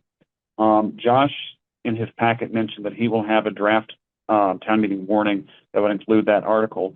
I don't see it in the packet, Josh, but maybe I missed the email. Do you have that here? So, yeah, I've got an alternate version here. I didn't include it in the packet. I did include in the memo to the board a draft article, but based on the discussion tonight, I'm not sure it's what y'all want. I included this because it was until tonight, I thought that the question was to the voters about Brown's Court specifically, and reach out to our attorney, and he suggested this wording here, well, first of all, it's an advisory article, so it's not binding. And then it's, shall the select board investigate developing housing on the town-owned property of Brown's Court, which would then allow for a discussion and a vote at town meeting on that specifically. But based on the conversation over the last hour, you may want to modify that. I actually like that. I like that motion. It's a lot simpler than anything else, which is good. Yeah, the motion didn't specify Brown's Court, as Josh just said. So we could strike from this advisory article the words of Brown's Court, or we could make it simply say, shall the select board investigate developing housing? Thoughts? I have a suggestion, Jay. It's Bard, hand up. I would recommend we say, shall the select board investigate housing development, including on the town-owned property on Brown's Court? That works for me. Thoughts? What other town-owned properties are there that housing could potentially be? That's not the sentence that I suggested. The town-owned property came later. So it said, shall the select board investigate developing housing, including the town-owned property on Brown's Court? So it starts broadly, but then specifically calls out Brown's Court for discussion. I have no problem with that because, go ahead. No, this doesn't specify on town-owned property. Shall we investigate developing housing anywhere on anybody's land, not eminent domain, but shall we work with a private developer? Shall we do programs to encourage auxiliary dwelling units? It's a very open-ended question that just simply happens to mention, oh, and by the way, one of those topics could be Brown's Court. I did, can I add something, Jay? Just to. Yeah. Some voters might want the board to investigate housing, but they may not want the select board to investigate housing at Brown's Court. It almost seems like it's sort of two questions. Yeah. Just my initial thought and read on it. I'll just think out loud, but if you're gonna look for a place for housing, I think Browns Court would not be the place you'd choose. If you had a choice of many places. It's small, it's constrained, got limits, it's got sewer. It's just one of the smaller parcels that might be in the field of things that would be eligible for investigation. So it doesn't stand out in any other way, except that it's there. It's got a ball field. Everybody seems to have focused on it as a recreational, hallelujah, So Volunteers Greens suffers. It's not a good fit in. Nobody's putting housing on Volunteers Green. No, or recreational thing. So yeah, it's out of contention. Jeff, your hand's still up. You have something? Yes, I like specifying Brown's Court because it puts the issue to bed. The relevant issue right now, what to do with Brown's Court. Fair enough. I think it would be appropriate. I like having it in the positive, and if this motion fails, then we know where we stand. If you say no housing, never at Brown's Court, I don't even know how you enforce that. But for right now is whether or not we should be investigating this. And, and I would frankly appreciate the discussion and the direction from a wider selection of voters. Right, but for what it's worth, the motion that I made and that we passed did not specifically say only at Browns Court. It said we will discuss housing. So I think it's okay for the motion, for the article to say, as Bard's, I like Bard's wording because it does mean we can discuss housing in general and at Browns Court. Well, though I'm coming around maybe to Jeff's point. If we're looking for a vote on advisory Article 14, it's hard to know what a yes or no vote means if it's more broadly. I think part of Jeff's implicit point is if we frame it more narrowly, shall the select board investigate developing housing on the town-owned property on Browns Court, that it will lead to a broader discussion as part of leading to a vote on that specific article. And then I think to Jeff's point, it would give us a clear sort of referendum, yes or no of Browns Court. And separately, we could choose to use it as a launching board towards other discussion of housing, which would not be a voting article, yes, no, should we do this? That would be sort of separate. Okay, David, your thoughts? I'm a little worried about putting Browns Court right in the crosshairs again. Okay. Well, it never left. There's the crosshairs. Okay, Ian? Is what you're discussing to be a ballot issue or like a voice vote, or could you explain that? So it would be, John? it would be an advisory article from the floor. So it would essentially be a voice vote, but it would be non-binding. And there would be discussion at town meeting as long as the moderator and the public would like it to go on, and then the question will get called and there'd be a voice vote. Okay, thanks for clarifying. I mean, the value in is the discussion. Yes. It's more valuable really than whichever way it goes. But, it does, while it's not binding, the select board would be wise to listen to what the people are asking us to do. And it gives us specific direction, either one way or the other. Right. So I guess go ahead, Josh, sorry. Me? Okay, Yeah, I was just gonna say, I'm being a little greedy here. I want the answer to two questions. I want to know, is there a sizable number of people who want us to explore housing at Browns Court? But I also want the answer to a question, is this issue something that is this windmill something you want the town tilting at? We all agree we want housing, but is this something that the voters really want to see us working hard on? Or are there other issues they'd like to see take precedence, and maybe that they approve of housing in a general sense, but don't really want to see town staff being asked to spend sizable amounts of time on it? You see, that's why I'm saying I really want two answers. What do you think about Brown's Court? But also, is this something you want us expending town resources following up on? And this is one article, so maybe we can't phrase it as both.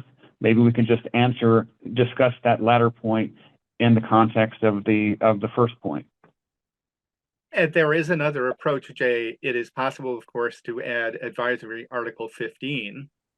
So if advisory Article 14, and I'm stumbling now when I look at the other language, is the proper noun here Select Board or Town of Richmond? Shall the Select Board, or is it shall the Town of Richmond?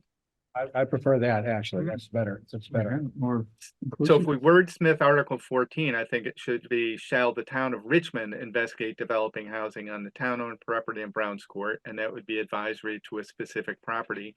We could also contemplate advisory Article 15, shall the Town of Richmond investigate developing housing on other properties within the Town of Richmond, which is much broader. Well, Jay, were you suggesting the possibility of developing other properties, or were you suggesting that this topic of affordable housing is something we should investigate or abandon altogether?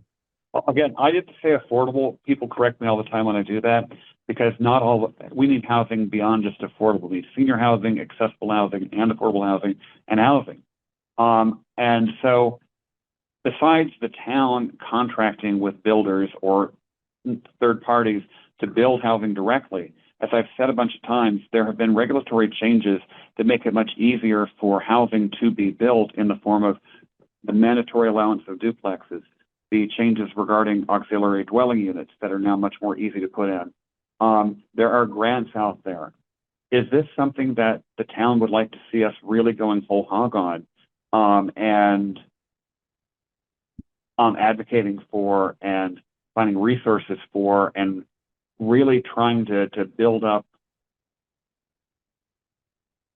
to get the zeitgeist of housing really on everybody's lips?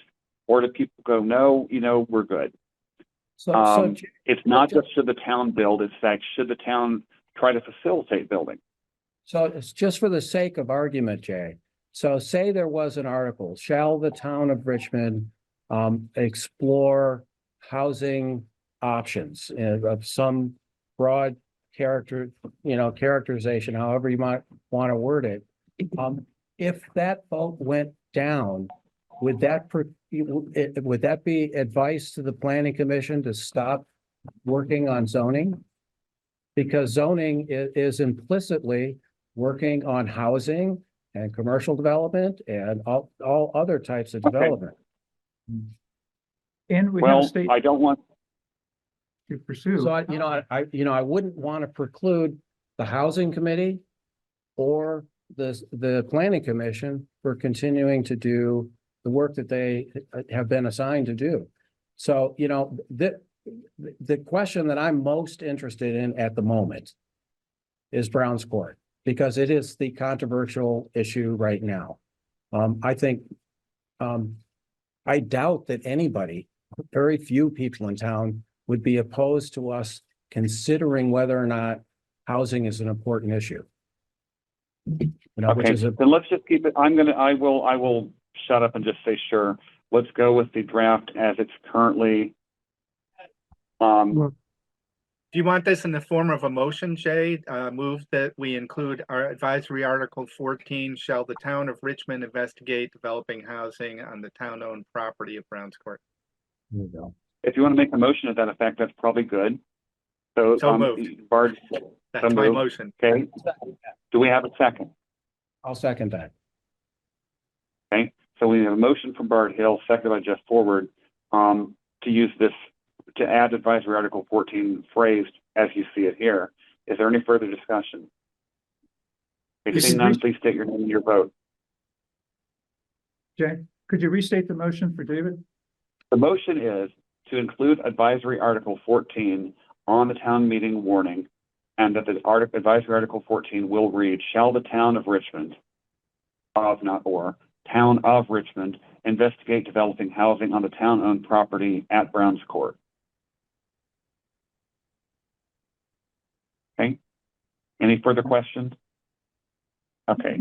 If not, please state your name and your vote. Can I, Please go ahead.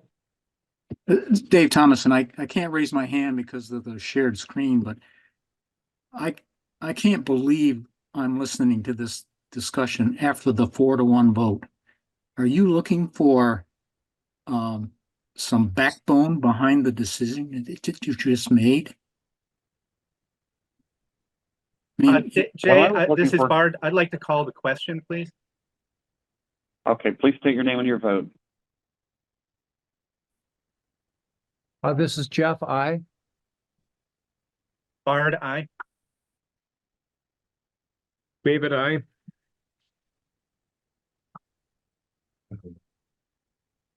What a I'm sorry. What Is that everybody but me? Jay, I. Okay. Dave, I sympathize with you. I wanted to make it a larger discussion of how much work does the town really want to put into developing housing. But I was one voice and the others didn't agree with me. But I understand where you're coming from. You would like us to have an ironclad up and down. We are not doing housing there. And I think the sense is that since town meeting is so close, why not ask it at that point? Bearing in mind that we're pretty sure we already know what the outcome is going to be, but we want the voters to talk about it.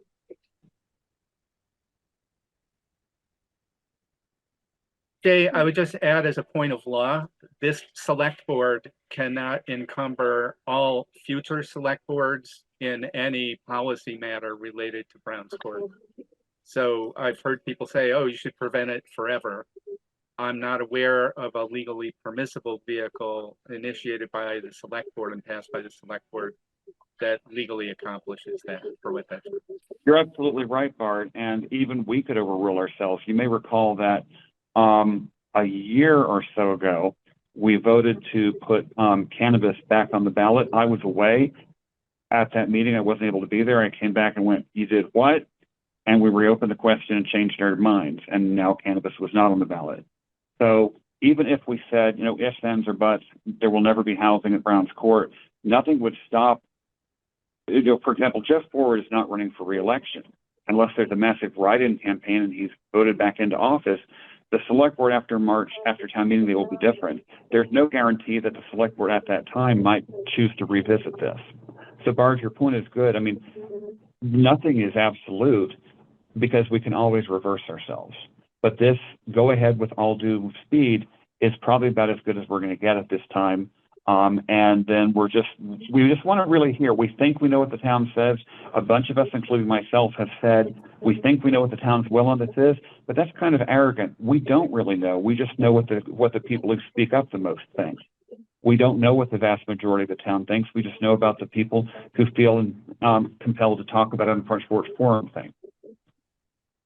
So, Okay, can I make we a don't couple? Yeah, go ahead.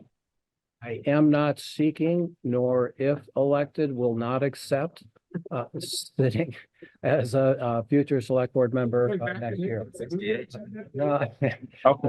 And secondly, one of the things I appreciate about this configuration of our select board is that I find frequently that we take a long time to deliberate issues. And I appreciate that deliberation because during the debate, it's not infrequent that I change my mind. You may have noticed that tonight. I think it is appropriate and frankly essential that we as public elected officials who represent everyone in town to have to deliberate thoughtfully and extensively on particularly controversial issues. And Browns Court may seem like there's only one point of view that's presented to us, but I've heard differing points of views on this particular issue, and I look forward to the discussion at town meeting. Okay. On that subject, I want to point out that we've added the article to the provisional town meeting ballot, but we have not actually adopted this warning. So we do need a motion to accept. If we're satisfied with this warning, as we've added to it, we do need a motion and a second to accept the warning itself. So I move to approve the warning for the 2024 town meeting as amended tonight. I'll second that. Okay. We have a motion from Jeff Ford, seconded by Lisa Miller, to approve the warning for the 2024 town meeting as amended tonight. One thing that, Go ahead. if I can make a comment relative to this, one thing that will make this particular warning will make for an interesting town meeting, because there are many articles on it that I suspect will stimulate discussion, which I think is a good thing. So we have a number of articles that relate specifically to what we have in the past called charitable contributions. And I think that will be interesting. And I look forward to that discussion by the voters. Okay. That's okay. We have a motion to accept the town meeting warning as amended tonight, and we have a second. And I apologize. It is 9:17 and I'm tired. Who made the motion and who seconded it? I made the motion, I think, and Lisa seconded it. Okay. Please state your name and your vote. Lisa, aye. Jeff, aye. David, I. Bard, aye. And Jay, aye. Okay. I'm looking at the agenda and I'm not right now seeing anything controversial beyond this point, but you never know. Our next item is a 5-minute item. It's basically, we have an application for a second-class liquor license at Summit Stores, LLC. Summit Stores operates a mobile station on West Main Street. The state has licenses divided into various classes. A second-class license specifically is to sell beer and wine, not liquor, to be consumed off premises, not to be consumed there. We also don't have any role in approving tobacco license. So once the mobile is no longer a smoldering hole in the ground, they would like to be able to sell beer and wine. Does anybody have any questions about this application? I do not. I move to approve the second-class liquor license for Summit Stores LLC. I'll second. Okay, we have a I think motion this is from the Jeff first. Ford. I don't think we've ever passed a liquor license for an establishment that doesn't exist at the time of passing. How could anything go wrong? Okay. I was amazed, by the way, at how fast they knocked that thing down. One day it was there, the next day it was gone. Yeah. A couple hours, it was gone. It only took 3 weeks to build Cumberland Farms from scratch. And it looks it. Yeah. It's one. Good one. Okay, please state your name and your vote. David, I. Jeff, aye. Lisa, aye. Bard, aye. And Jay, aye. Okay, next. The next item on the agenda, there's not a motion, and I don't know that we need one, but it has to do with creating a video with the wonderful folks at Mount Mansfield Community Television to explain social services items on the town meeting. Now, I want to talk about this just in a little bit. I've had contact from voters going, I'm confused about what's going on with the charitable appropriations. Why did the list get shorter? Why were some charitable donations moved on to be brought to the voters and others tossed out? And why do we need to suddenly vote on these individually? So I think a video like this that explains clearly the answers to those topics would be a real boon to the democratic process. What do the others here on the board think? It sounds like a great idea to me, Jay. I am going to be very busy between now and town meeting day, so I'm not going to volunteer to take this on myself, but would certainly welcome somebody else doing it. I'd do it, but I don't know what I'm talking about. Is that okay? Well, Josh can provide us with a lot of the talking points, and it may just be as simple as somebody sits in the MMC room in front of the green screen with Angeliki or Jim or whomever, and just basically goes through the frequently asked questions about this issue. It wouldn't be very long, and again, Josh could probably supply all the talking points. So, You know, this is Bart. I'd be willing to do it. Really, you know, I'm thinking it's a script though. It's basically what we did, why we're doing it this way, why these stayed in the budget, and why these get voted on based on that sorting hat, if you will, under case law. And I think we probably have talking points from the past. Josh, I don't know if, I think it's really just breaking out what we did before in memos and putting it into a really short script. And I'm thinking under 5 minutes that says this is what we did, why we did it, here's what's in the budget and why, and here's what's on the ballot and why. Yeah, How's that Bart, sound? that sounds, I was gonna say, I'd be happy to work with Bart on putting together that script, and if Bart, you want to be the face on the video, and we can coordinate from MMCTV, once we have a script, maybe next week, sit down Sure. and get it, if we could, it wouldn't take that. I would really appreciate Yeah. Bart doing it, because, you know, he and I, we spent some time trying to figure this out, no offense. No, that's fine. I So- can't bring anything to the table. That would help, you know, but. And we could have the Okay, Bart Aaron? and Josh talk show. It wouldn't take very long. yeah. Most of the talk show in the past, Aaron? my guess, it'll be wonderful. Point counterpoint. Okay, Ooh. Aaron from MMCTV wishes to speak. Hey, I confess I'm the one who put the bug in Angelica's ear about this when you guys were talking about it, because the thing that occurred to me is, previously, like from the floor, people would say, oh, we want to add like money to OCC budget because we love them so much. And, you know, I mean, there's like how we addressed it before as a community is now changing. And my big question was like, how is it different? How is it the same? Like, what, you know, you know, how do people respond the way they're familiar, even though the format's changing? So that's it. Thank you. Thanks for being willing to do this. I think this will be really helpful. Okay. You know, one of the questions that I wouldn't mind addressed is whether we should be doing it this way at all or not, you know? One of the things that stimulated this discussion in the first place is not whether or not any of these organizations that are up are worthy. I think I would guess that we would all think them worthy. The question is whether or not we should be spending property tax dollars donating to any particular organization. And this is the best we could come up with as the process for getting there. It doesn't have to be the end all process that we do moving forward. And to be clear, it's driven by case law. It wasn't just, oh, let's change things around for the heck of it. Yeah. As the town of Middletown Springs found out to its sorrow. Okay. Our next item on the agenda, okay, I'm sorry, somebody else had something? Nope. Okay, our next item on the agenda has to do with Narcan. Sorry, maybe I'm hearing myself.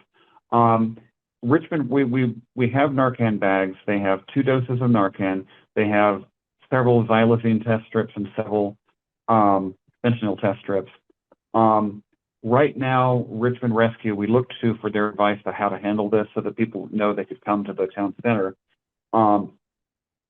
They supply Narcan when somebody puts in a call. They don't have it where you can just drop by and get it. And, you know, we really envision it as having it for when somebody needs it in a hurry and maybe Richmond Rescue is out on calls. So the town center staff is still kind of exploring the best way to make this stuff available to residents or to people in town. And right now, I don't think there's really a lot more to say about that. Does anybody have any questions? I guess all I'd add is that, you know, if somebody needs the Narcan right now, they can come right to the town center, and we're trained in administering the Narcan. If they can't go to rescue, they can come there. What we're working on is how to distribute the bags discreetly. So sort of in a non-emergency situation, if somebody wants to come get the bags, if they have the Narcan, they have the test strips, they can come do that in a way where not everybody knows they're grabbing a bag is sort of what we're trying to figure out. So we do have it. If you need it, stop by, please. Even in an emergency situation, we'll help you out. Okay. Okay, next. This is an informational update about cleanup of damage from the December 18th, 19th flooding. The one that dug a big hole in Volunteers Green and tipped the flagpole and so forth over. Josh, could you quickly summarize this? Yeah, sure. So volunteer green playground, once again been repaired by Pete Goslin and the highway staff, including replacing the broken slide, which is now open. They removed 2 concrete benches and disposed of them. They were aging and unsafe near the playground, as the wood and concrete was beyond repair. The concession stand further in, which also houses the restrooms, has been pressure washed out.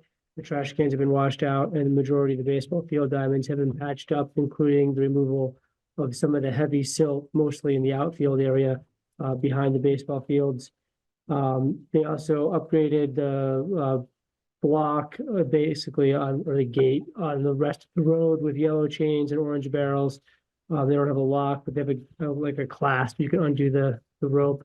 The idea is not to let cars down there in the wintertime. And they sort of upgraded that area. We're working with a cleaning company, the same company that cleaned out the concession stand last year, in the summer, to come back when the weather breaks to do a disinfection of the concession stand.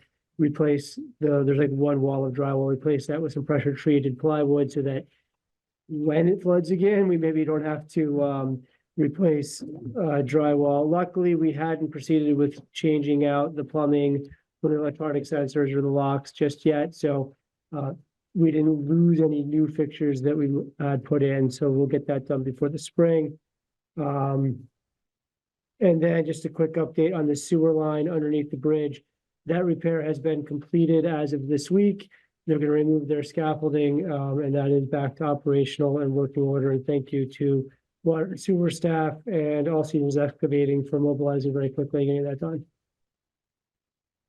Hey, questions from the board?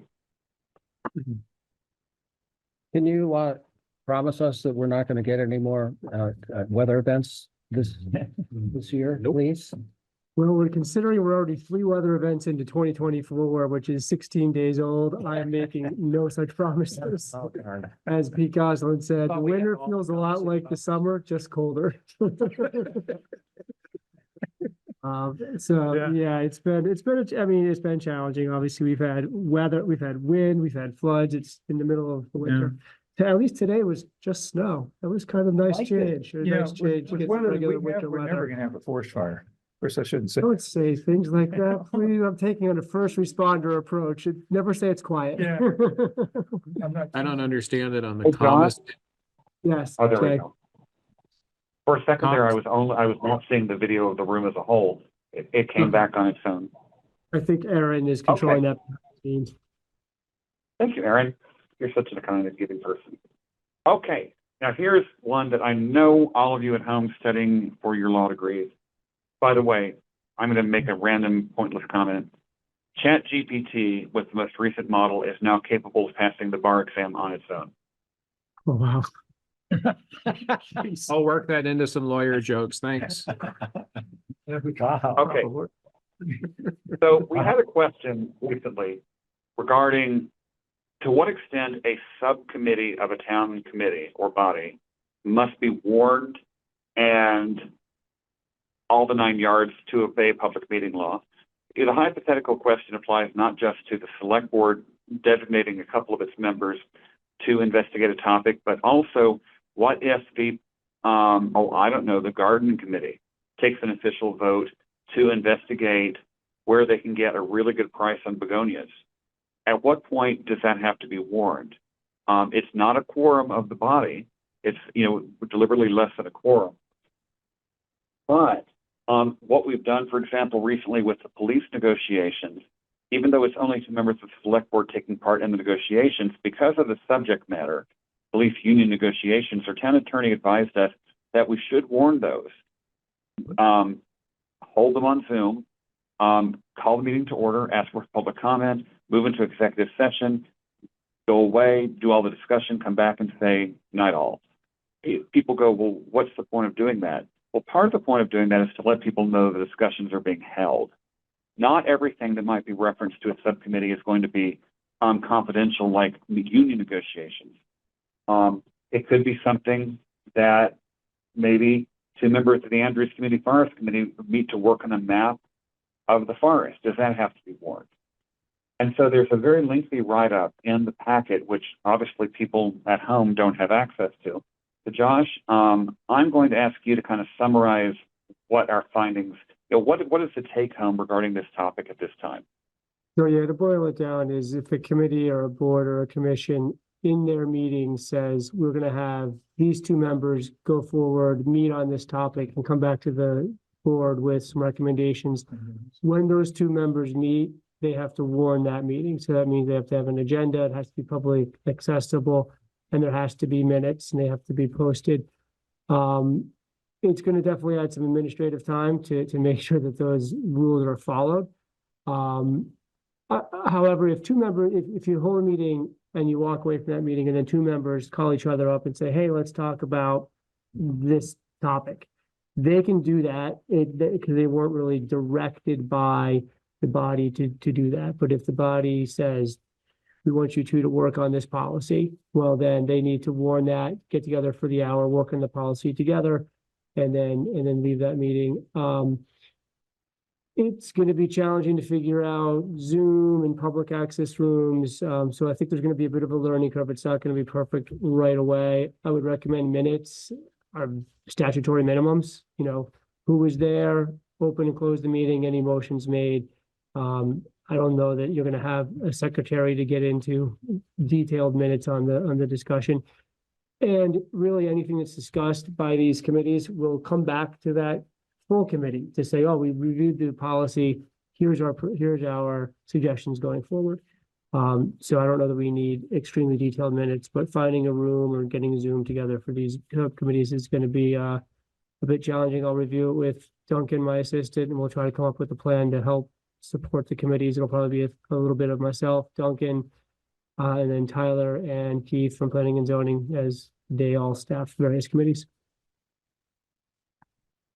Okay, so I think to summarize that to one or two sentences, if a two-member group is officially tasked by its parent committee to go do something, warn it, do all this other stuff. If two people decide to get together at Volunteers Green on a nice day and have a picnic and discuss it completely on their own, you don't have to warn them. That's a good summary. Any questions? I have one, it seemed you implied, Josh, that we have to, each one of these has to have a virtual component. And isn't it plausible that there could be a committee that's going to meet at this time in this location and have physical location only? Yeah, I'll have to check to see if virtual is mandatory. I don't think it has to have a virtual component. Sometimes it's easier to do that. That way you're not trying to have a room where you get together, you just virtually join up and then it's easily publicly accessible. Actually, I'm not sure that that's true. So if the gardening committee had a subcommittee looking at begonias and there are only two people, say, okay, we're meeting on Thursday at 2, which is they need to do anyways. Anybody wants to sit in, they can. And the minutes could be, Mary and someone else sat down and met and discussed begonias. Right. That would be sufficient as far as statutorily sufficient. And doing the Zoom piece of it much harder actually for a subcommittee. This makes no sense to me. And I actually question whether our lawyer has it right. So I would wonder, I had another question about, what we can present at town meeting or not. And there was a disagreement between the Vermont League of Cities and Towns and our lawyer about that issue that we haven't resolved yet. I would suggest talking to the Vermont League of Cities and Towns. We're not the only town that has to deal with this. If the legislature intended for every two people who in every committee in every town talked about things where they cannot make any decisions for the body, they're just working on information and research for the body to make a decision, that none of the committees have authority to make a decision that all comes to the legislative body. I would suggest that if this is correct, it's nonsensical. That's a really good point. Yeah. Well, I have a follow-up suggestion. If this is correct based on what I understand to be case law, right? I think our attorneys got it from like you said earlier, was a case that they were involved. So one possible remedy is to approach the legislature and ask for relief. This has just gotten out of hand, and we want to draw a boundary. Not that we want to close to public input or exposure, et cetera, but if one or two people are meeting, and just ponder that question, because I'm with Jeff. I think the next topic on the agenda is perhaps instructive. If we're going to assign somebody to work on this and then have like a meeting and minutes, the minimum, it seems to me, would be this person is meeting at this time and location. If you want to participate, show up. And then afterwards, there's brief minutes. That would seem simpler than, you know, recordings and minutes and the whole entourage.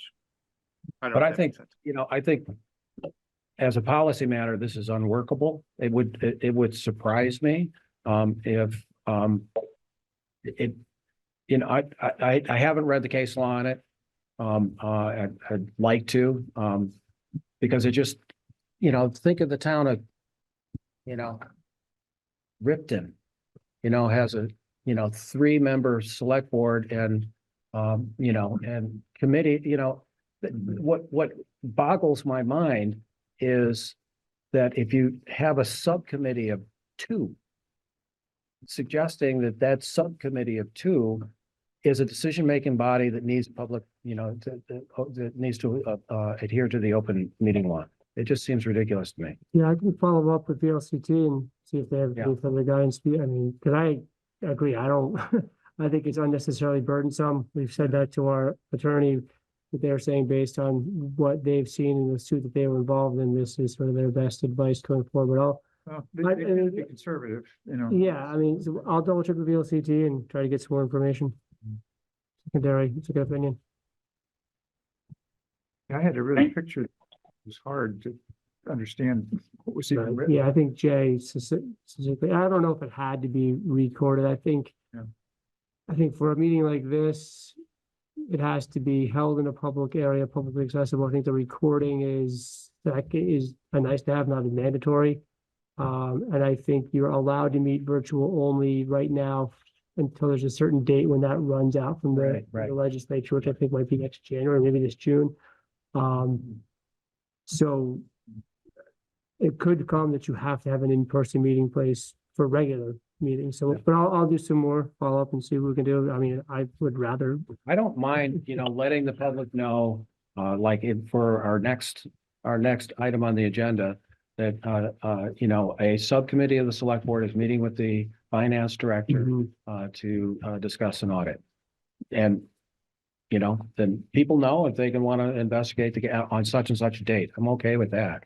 But I'm, you know, the reporting requirements seem really unnecessarily burdensome. No, I agree. All right. Okay. Next agenda item. As was referenced, consideration of nominating 2 select board members to work on revisions to financial policies. Specifically, Finance Director Tanya Bona is working on updating the bank reconciliation. Sorry, I'm married to an accountant. The bank reconciliation, purchasing, and general journal entry policies is the guidance in the audit. She's looking for 2 select board members to work with her on the policies. If only 1 select board member is available, we can work with that. Now, last time Connie made this request, Lisa and I said we'd help, and then I never was available to show up. So this time I'm not going to write checks my butt can't cash. But is there any member of the select board or members of the select board who would like to discuss the bank rec, purchasing, and general journal entry policies? I'll go. I learned a lot working with Connie last time, and I think I'll learn more this time too. I can try. Okay. So that sounds like we've got 2 nominees. All right. I'm jiggy with that. This week, I'll have her get in touch with you next week. and- Yeah, I'm pretty open. You know, I can go over here, make it easier. Thank you. I don't think she's going to travel anywhere else. Her system is. But just a quick note, then we should set the time and then publicly warn the time and location, right? Or are we waiting for further advice and review? I'm waiting for further advice. Well, if David Okay. or. Yeah. I think, You're outside and I'm I inside mean- the office, you switch, I don't know, there's ways. I It think, gets stuff done with it, Yeah. making it simpler, yeah. I mean, I think until we get more advice, we can hold off on that. I think we're Okay. willing to ones. I think the risk of not warning a subcommittee to review policies that are going to be again reviewed in the meeting, in a select board meeting. I mean, I It's don't low know, I risk, guess I'll yeah. defer to the board. If you'd want me to warn it, we can warn it. Otherwise, we can wait for more information.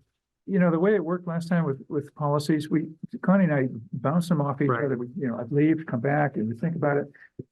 They were written down, and eventually they came to the select board for approval. And in fact, they were changed a little bit for the better and came back and they were approved. And that really is the process right there, I think, not the sausage cutting, and it's here's the sausage. Right. Okay. Next agenda item. Everybody's second favorite topic, flooding.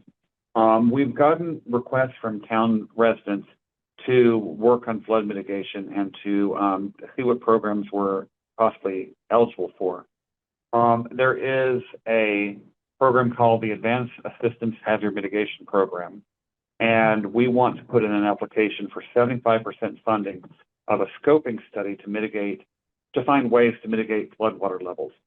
Vermont Emergency Management gives us an estimated cost of $50,000 to $122,000, which, if it was a 75% match, we'd have to pay $12,500 to $30,500. Our town engineer, Tyler Billingsley, reviewed the information from Vermont Emergency Management and came up with a rough budget of $125,000, which would require a $31,250 match. The match could come from ARPA funds, as there is currently $206,000 in ARPA funds that are not tagged for projects. Now, Josh notes in the memo that this is not his wheelhouse. So if we make this motion to apply, he will work with Tyler to put this application together. And so there is a motion to apply and to approve the use of up to $31,050 in ARPA funds as the match. So that's the topic. What do y'all think? I love this idea. Yeah. And I hope it could inform the Three Parks Committee of what they can and can't do at Volunteers Green. One question I have is, where is Tyler's Billingsley's time in this budget? Is it part of that budget to put the application together, or would that be, an additional cost? So I guess two things. I don't think this won't help with flood regulations, and it won't help provide guidance on what you can and can't do in Volunteers Green. What this looks at is, are there projects that could help reduce the flood waters when it does flood again? Yep. Just to be clear on that point. Good question about Tyler's time. I didn't include that in this, so maybe we want to add a little bit more money to that to pay for Tyler's time, because that would be, he'll certainly charge some money to put this together. I like this particular grant, and it seems, we seem like a good fit for it, because we've had 3 floods in the past year. 6 months. Huh? Past 6 months. I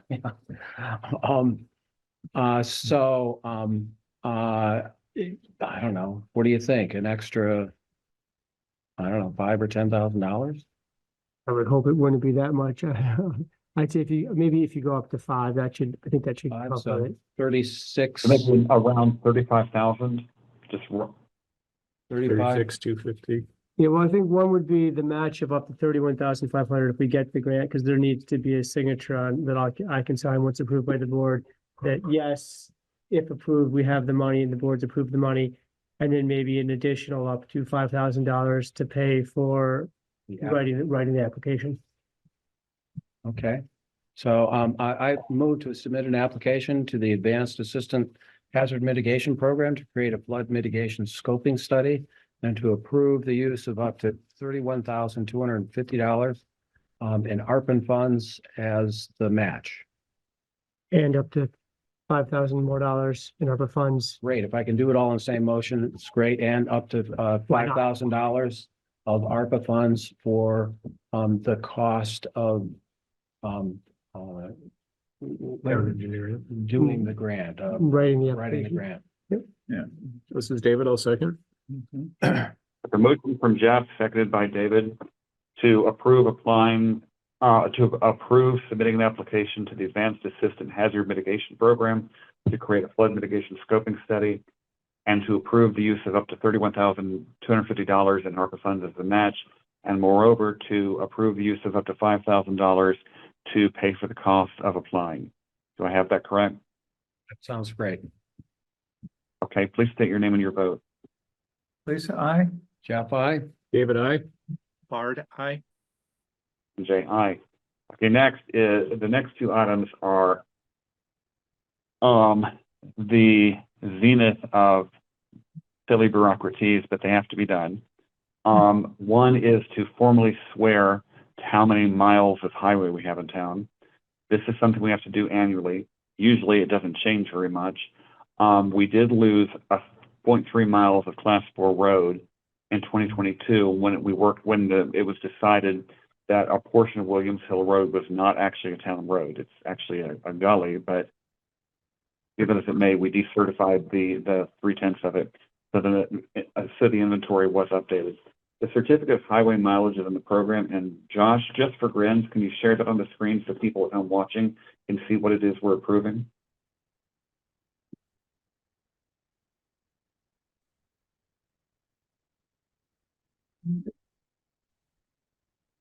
Okay, so the town does not have any Class 1 roads. It has 15,600, that's 15.630 miles of Class 2, 32.18 miles of Class 3, no Class 1 lanes, whatever those are, 2.81 of Class 4 roads, and 0.83 miles of legal trail. Now, I have a question, Josh. We have ancient roads mapped out all over the town. This says the Class 4 roads totals 2.81. That's all those, like Williams Hill Road, even though it was clearly not a road at the time, it was basically a tree-infested gully. That mileage still counted up to when we decertified it, right? The Class 4 roads that we're listing here are not actually necessarily travelable roads, but they do have some legal existence. Correct, yeah, and that 2.81 is after we lost, I think it was 0.3 miles of Williams Hill, which we, with our last certificate about mileage certificate, submitted supporting documents indicating that we lost that amount, and they've now subtracted that from the official mileage. But yes, not all those Class 4 roads are actively used or traveled. They are on the map. If there's a V-Trans map that kind of details all of this as well. Some of them are. Yeah, we don't necessarily even know that we have the certificate. Like we eventually figured out that we don't have legal proof that Williams Hill Road that stretch had ever been formally certified as a road. That's why we had to give in. Lisa mentioned earlier in the call tonight the idea of doing an official town map.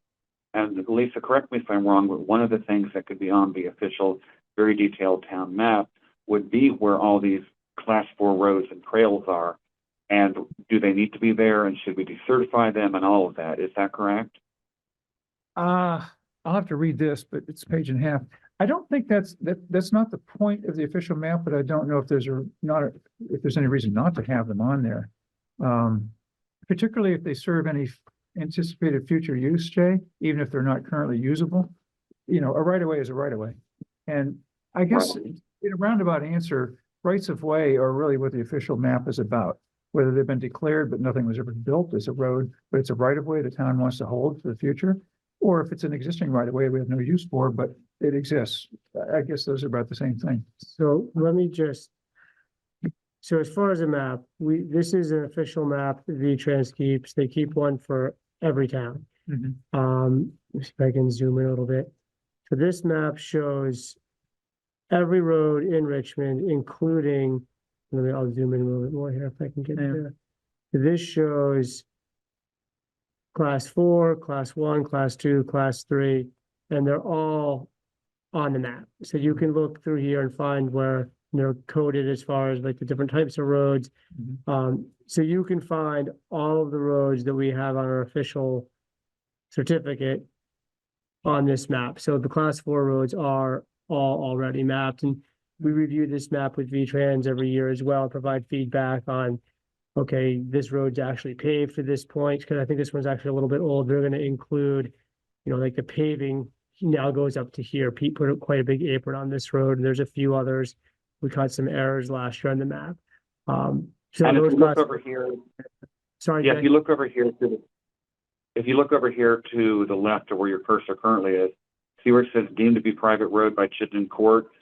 And there's an arrow. That's the Williams Hill Road part we gave up. Yep. Oh, there you go. Okay. Yeah. Oh, that's why it's missing. Okay. Yeah, and then you can see where this here, I think this U indicates that it's the class 4, so it's Unusable. a regular, what is that, a class 3 travel dirt road to here. There's nothing here, and then it kicks back into your class 4 here, which is the U, and there's another one for legal trail. Yeah, everything that's on the certificate is backed up by this map of V-Trans, just to kind of be clear how this all ties together. And the important thing about approving the official road mileage is every year there's an annual allocation of funds from V-Trans, and they divide that up based on how many class 2 and class 3 roads you have. So, and that actually goes into our budget every year. It helps offset taxes. Jay, this is David. I move to approve the certificate of highway mileage for 2024. I will second. Okay, well, motion from David Sanders, seconded by Lisa Miller to move to approve the certificate of highway mileage for 2024. Any further discussion? Seeing none, please state your name and your vote. Lisa, aye. Jeff, I. David, I. Bard, aye. Jay, aye. Okay, our last agenda item before warrants, minutes, and purchase orders and all that good stuff is review of notice of the annual meeting of voters presenting the proposed budget for the Chittenden County Courthouse. This is in your packet, I believe. I closed my packet. Josh, can you open that up for just the 10 seconds it'll take for us to look at it? Yep, give me 1 second.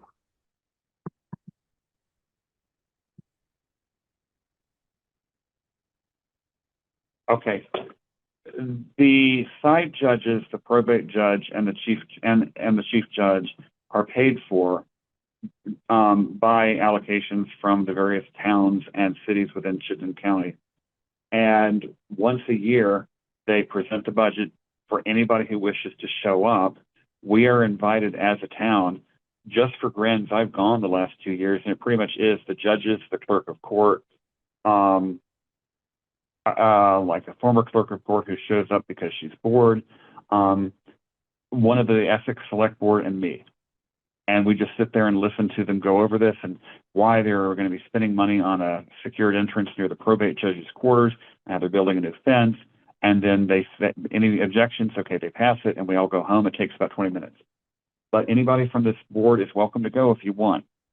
And it's going to be held on January 22nd, which is, I guess, next week, at 5 p.m. There's usually a Zoom. Is there a Zoom for this one? Not in this notice. Okay. I think Linda, the town clerk, might have more information. So if somebody's interested in the Zoom, she might be able to find that for you. Yeah, I'll write her because I might go just to keep the tradition going. It really is the most exciting thing you can do as a select board member. Any questions about this? This is not, by the way, what you're seeing is not our share. This is the total budget. I don't think this shows our contribution. This is just the overall notice, but our share is tiny because it's based in population, and we are a tiny little town compared to Burlington, South Burlington. It's like our total contribution is like $20,000 or something. I forget exactly. But that was just informational. If you want to go, you can. I'll try to find out if there's a Zoom. There probably is, and I'll share that out with you. I think anybody in the county can go if they want, but like I said, it's usually just a handful. Okay, so that is our agenda. Now we have approval of minutes, purchase orders, and warrants. Hopefully you all had a chance to review the minutes from January 2nd. Does anybody have any comments, changes, corrections, additions to the minutes? I had one on the minutes. Go ahead. Page 1, line 39. The second sentence states, Spur stated he would prefer not to move them up as other involved parties.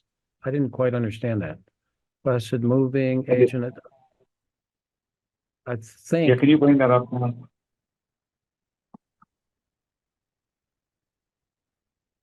this was in relation to, Kara wanted to change the order of the agenda. Oh, I do remember what that was. Karen Oh, wanted and- to move a particular agenda item to the beginning, but the people who were specifically coming to testify at that agenda item weren't planning on being there till after 8. Right. And we had a number of items that needed decisions to be made. So I said, we'd really prefer to keep the order the way it is and not move it up because other interested parties would not be there until later. Right, and then this sentence doesn't really say that, so that, I don't know exactly how to go about saying that, but, my recollection is. First stated, yeah. Yeah. I think we could say first stated he would prefer not to move them up as those agenda items, H and I, were, okay, Josh, if you have a, Yeah, I made a note here that basically we'll add to the end of that. First stated he would prefer not to move them up as other involved parties may not be here until later. Yeah, something like that, so Because they're that, on the agenda. that was like the, that. Yeah, the intent was that, for particularly, an item, and as I recall, item H was an item of some interest to some folks. Yep.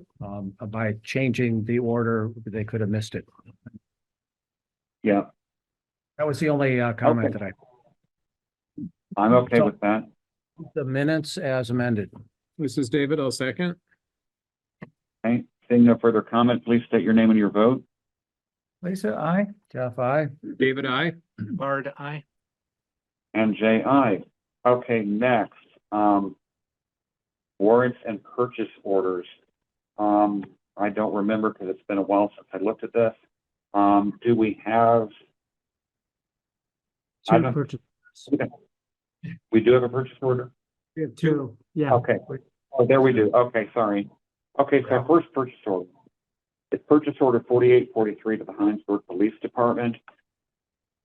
This is for police coverage for November 2024. The amount is $37,260. Questions? I move to approve purchase order number 4843. 4843 in the amount of $37,360 for the purpose of providing police coverage from the Hinesburg Police Department in November of 2023. This is David, I'll second. Okay, we have a motion from Jeff Ford, seconded by David Sander, to approve purchase order 4843 in the amount of $37,360 to the town of Hinesburg for police coverage. Please state your name and your vote. Lisa, I. Jeff, I. David, I. Bard, aye. And say aye. Okay, our second purchase order 4847 to VHB Bridge. That's engineering and final. This is, I guess, the amount we recently budgeted for because we hadn't earlier budgeted for it. The engineering and final design for the Bridge Street Sidewalk Southern section. Josh, any comments on this one or anything we need to know? No, I think we talked about it last time. Mr. Chairman, for the purchase order number 4847, the VHB Bridge, for $63,544 be approved. This is David, I'll second. A motion from Lisa Miller, seconded by David Sander, to approve purchase order 4847 to VHB for the engineering and final design work for the Bridge Street Sidewalk Project 7 section in an amount not to exceed $63,544. Please state your name and your vote. Lisa, I. Jeff, I. David, I. Bard, aye. And J.I. Okay, moving on to warrant. One quick question for you on signing the POs. Oh, go ahead. Since you're out of town, would you mind if one of the members who's present signs the POs? We don't have to do a DocuSign back and Well, forth. that's fine. Okay. Vice Chair Barhill is also remote. So, can David sign them? Sure. Design. Yeah, it just says authorized Okay. signature I think that's fine, and you guys all voted on it, so we'll have to give it time. Fine. And then just one other point of order, I'll have the members here sign all the warrants, and then I assume you all probably want to sign the official warning for town meeting. So I'll send that out I'll have these three members sign it in person, and I'll send it out to DocuSign for you, Jay, and Bart, I could do DocuSign for you, or if you wanted to stop by, whatever works for you. I actually could stop by in the next day or two, so I'll make a note of doing that while we're talking here. Yeah. Yeah, I'm not getting back till Friday if the snow even permits me to. I may be spending the weekend in Buffalo, yay. So I will be happy to DocuSign. I'll be happy to DocuSign. Go see Olmsted's, stuff. Go to Olmsted Park. Don't we also be there? Right. There's lots of stuff to do if it's not under 3 feet of snow. Okay, we don't have a motion to accept the warrants as presented. I don't know if there are any questions about the warrants, are there? I have a couple. Oh. Go ahead. Not a lot. The first invoice was for, and I'm assuming it's warrants and invoices. Yep. So Acme Glass, the post office front door was kicked in, and related to that, and may even have been on the same day, there was damage to the garage doors at the town garage. I don't know whether it's a similar event or different events, but I'm wondering, are these related to, I don't question the amount of money or paying it, but I wonder about the events. So I think the one at the town garage was actually a month or so ago, and I think it was a drunk driver. Yeah. That actually ran into the garage. Yeah, that's the one I recall. Yeah, it was actually pretty scary because it had a staff member been between the door and the back of the truck. They could have been severely injured, and there was somebody there just a few minutes prior to this person running into the door. So thankfully, no one was injured. I don't believe the truck was injured. The door was pretty well damaged. So we had that repaired and sent that into insurance. This one was something that I think happened last week or the week prior.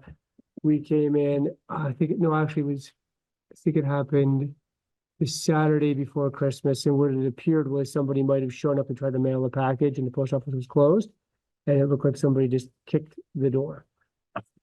Like they were frustrated. That's for Christmas. Frustrated with the holiday rush that they missed the post office, and I think it was discovered when we reopened after Christmas. Acme came out within hours and got that panel fixed really quickly for us. So That's why we need security cameras. yeah, there are cameras. I just don't think there was one like facing that way. Because there's a couple outside of the police station, but you have to sort of enter to be seen by that one. Is the town hall, the town garage door going through the drunk driver's insurance company? Yes, yeah, there's a police, I should have mentioned that, there's a police report and a claim through them, yes. That person was caught. Good. Good. Okay, thank you for that. And the only other thing, and just kind of my swan song here. Can we find somebody other than Quadrant? They do our postage. Yeah. You know, it's so annoying that they charge us $39 for a late fee when they billed us, as I understand it, they billed us, the post date was December 11th. And then they charged a late fee on December 19th of $39. Yeah, they're very frustrating. We'll send it to them on time with days to spare, and it will sit in a box somewhere in their company. It's I know Linda's looked into new machines in the past. I'll ask her to take a look again to see if there's a better firm out there, because yes, I agree, their building structure leaves It may much not, to be desired. rise to the top of your list. It's just annoying. It's, yes, I agree. It's annoying and costly over time. Okay. Well, I'm the guy that sued Easy Pass over a $5 toll. So Every time I drive the New York State Thruway, I think of you, David. So I move to approve the warrants as presented. I'll second. And we have a motion from Jeff Ford, seconded by, I believe, Lisa Miller, to approve the warrants as presented. Any further discussion? Seeing none, please state your name and your vote. Lisa, aye. Jeff, aye. David, I. Bard, aye. And Jay, aye. Okay, moving to topics for next meeting's agenda. Here we need. Then I'll speak at once. We obviously have the Hillview thing. And Lisa's got her hand up. Two hands. Go ahead, Lisa. I would like to put an agenda item for a vote on pursuing an official map. Yeah, I think it's time. We have Okay. ARPA money. I think if we allotted 6 figures of ARPA money that's unallocated, we can get matches. I've talked to Keith Oborn. I mean, he'll foam at the mouth, enjoy, but maybe not. Don't go near him if he does. But he says he understands the value of an official map, and Keith cannot do it himself. But it's hampered his ability to guide development, in the town, in his department. And the planning commission would enjoy it too. And our town plan expires in less than 3 years. So pretty soon, we're gonna need to embark on that work. And an official map process would be perfect for feeding the next version of our town plan. It would just be hand in glove, I think, the timing. would be perfect. So My only question with that is, do we want to have the planning commission weigh in on that before we make a decision? sure, yeah, I mean, let's get everybody under the tent for sure, yeah. But the work can't be done by just our staff. It has to be farmed out. We're flat out busy. So what I would suggest is asking the planning commission what their opinion is on that and then finding out exactly how much it might cost. Okay. Before it comes up, that it comes for a decision for us.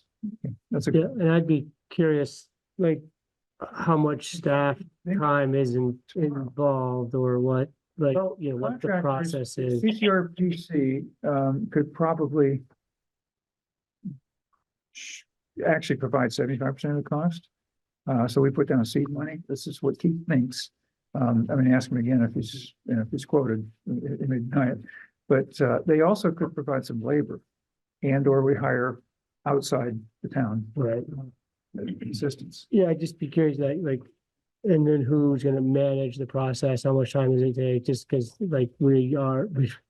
there's Yeah. quite a bit that we're already not getting to. Oh, I know. I So- mean, adding more stuff on top of it just doesn't accomplish anything because it's the pile. Yeah, you only do so much. Right. But I have a Yeah. comment about this regarding CCRPC. Mhm. If we want them to take something on or pay for something, the deadline for UPWP requests is this Friday. And it's like many other things you get in queue. That's kind of the process formally to ask them to do things or pay for things is the UPWP process. All right. Friday. So maybe touch base with Keith. You can do sort of a half-baked application just Yeah, to I'll get t- it in. So I that's mean- one approach. If there's interest, and it's like the other grants we talked about earlier, you can get in queue and then change your mind and get out of queue, but you can't fail to get in queue, change your mind and try to get in. You're either in or out by the deadline. Right. Good point. Okay. Okay. Anything else for the agenda? One last thing. If I seemed a little grouchy tonight, I had my first ever root canal this morning. And I tell you what, I hated it. So actually, and my pain meds have worn off. I'm off my meds. So yeah, I'm in a bad mood. Well, tonight was apparently the meeting to be under anesthesia because Tyler was too. This is a great collection of people. Yeah, they're half this. I wish I was. Consider yourself. Okay, if there's anything else that you think of for the agenda, please let Josh and I know, and we will get it on there. Okay. Thank you Okay, so much. Thanks, you're everybody. welcome. Do we It's have my a motion Buffalo. to adjourn? So Oh, we haven't adjourned yet. Okay, Move who to- moved? Okay, Jeff, was that, All in favor? and Lisa, was that? Okay, I think Jeff moved and Lisa seconded. Please state your name and your vote to adjourn. Oh, amen. First, yes. We don't do amens in the public. Oh, okay. Hallelujah. Jeff, I. Lisa, aye. David, I. Bard, aye. And Jay, aye. We are adjourned. Please sign everything Josh puts in front of you, and I will see you around the block when I get back from Buffalo. Oh, Last Head over to Hamburg and say hi to my cousins.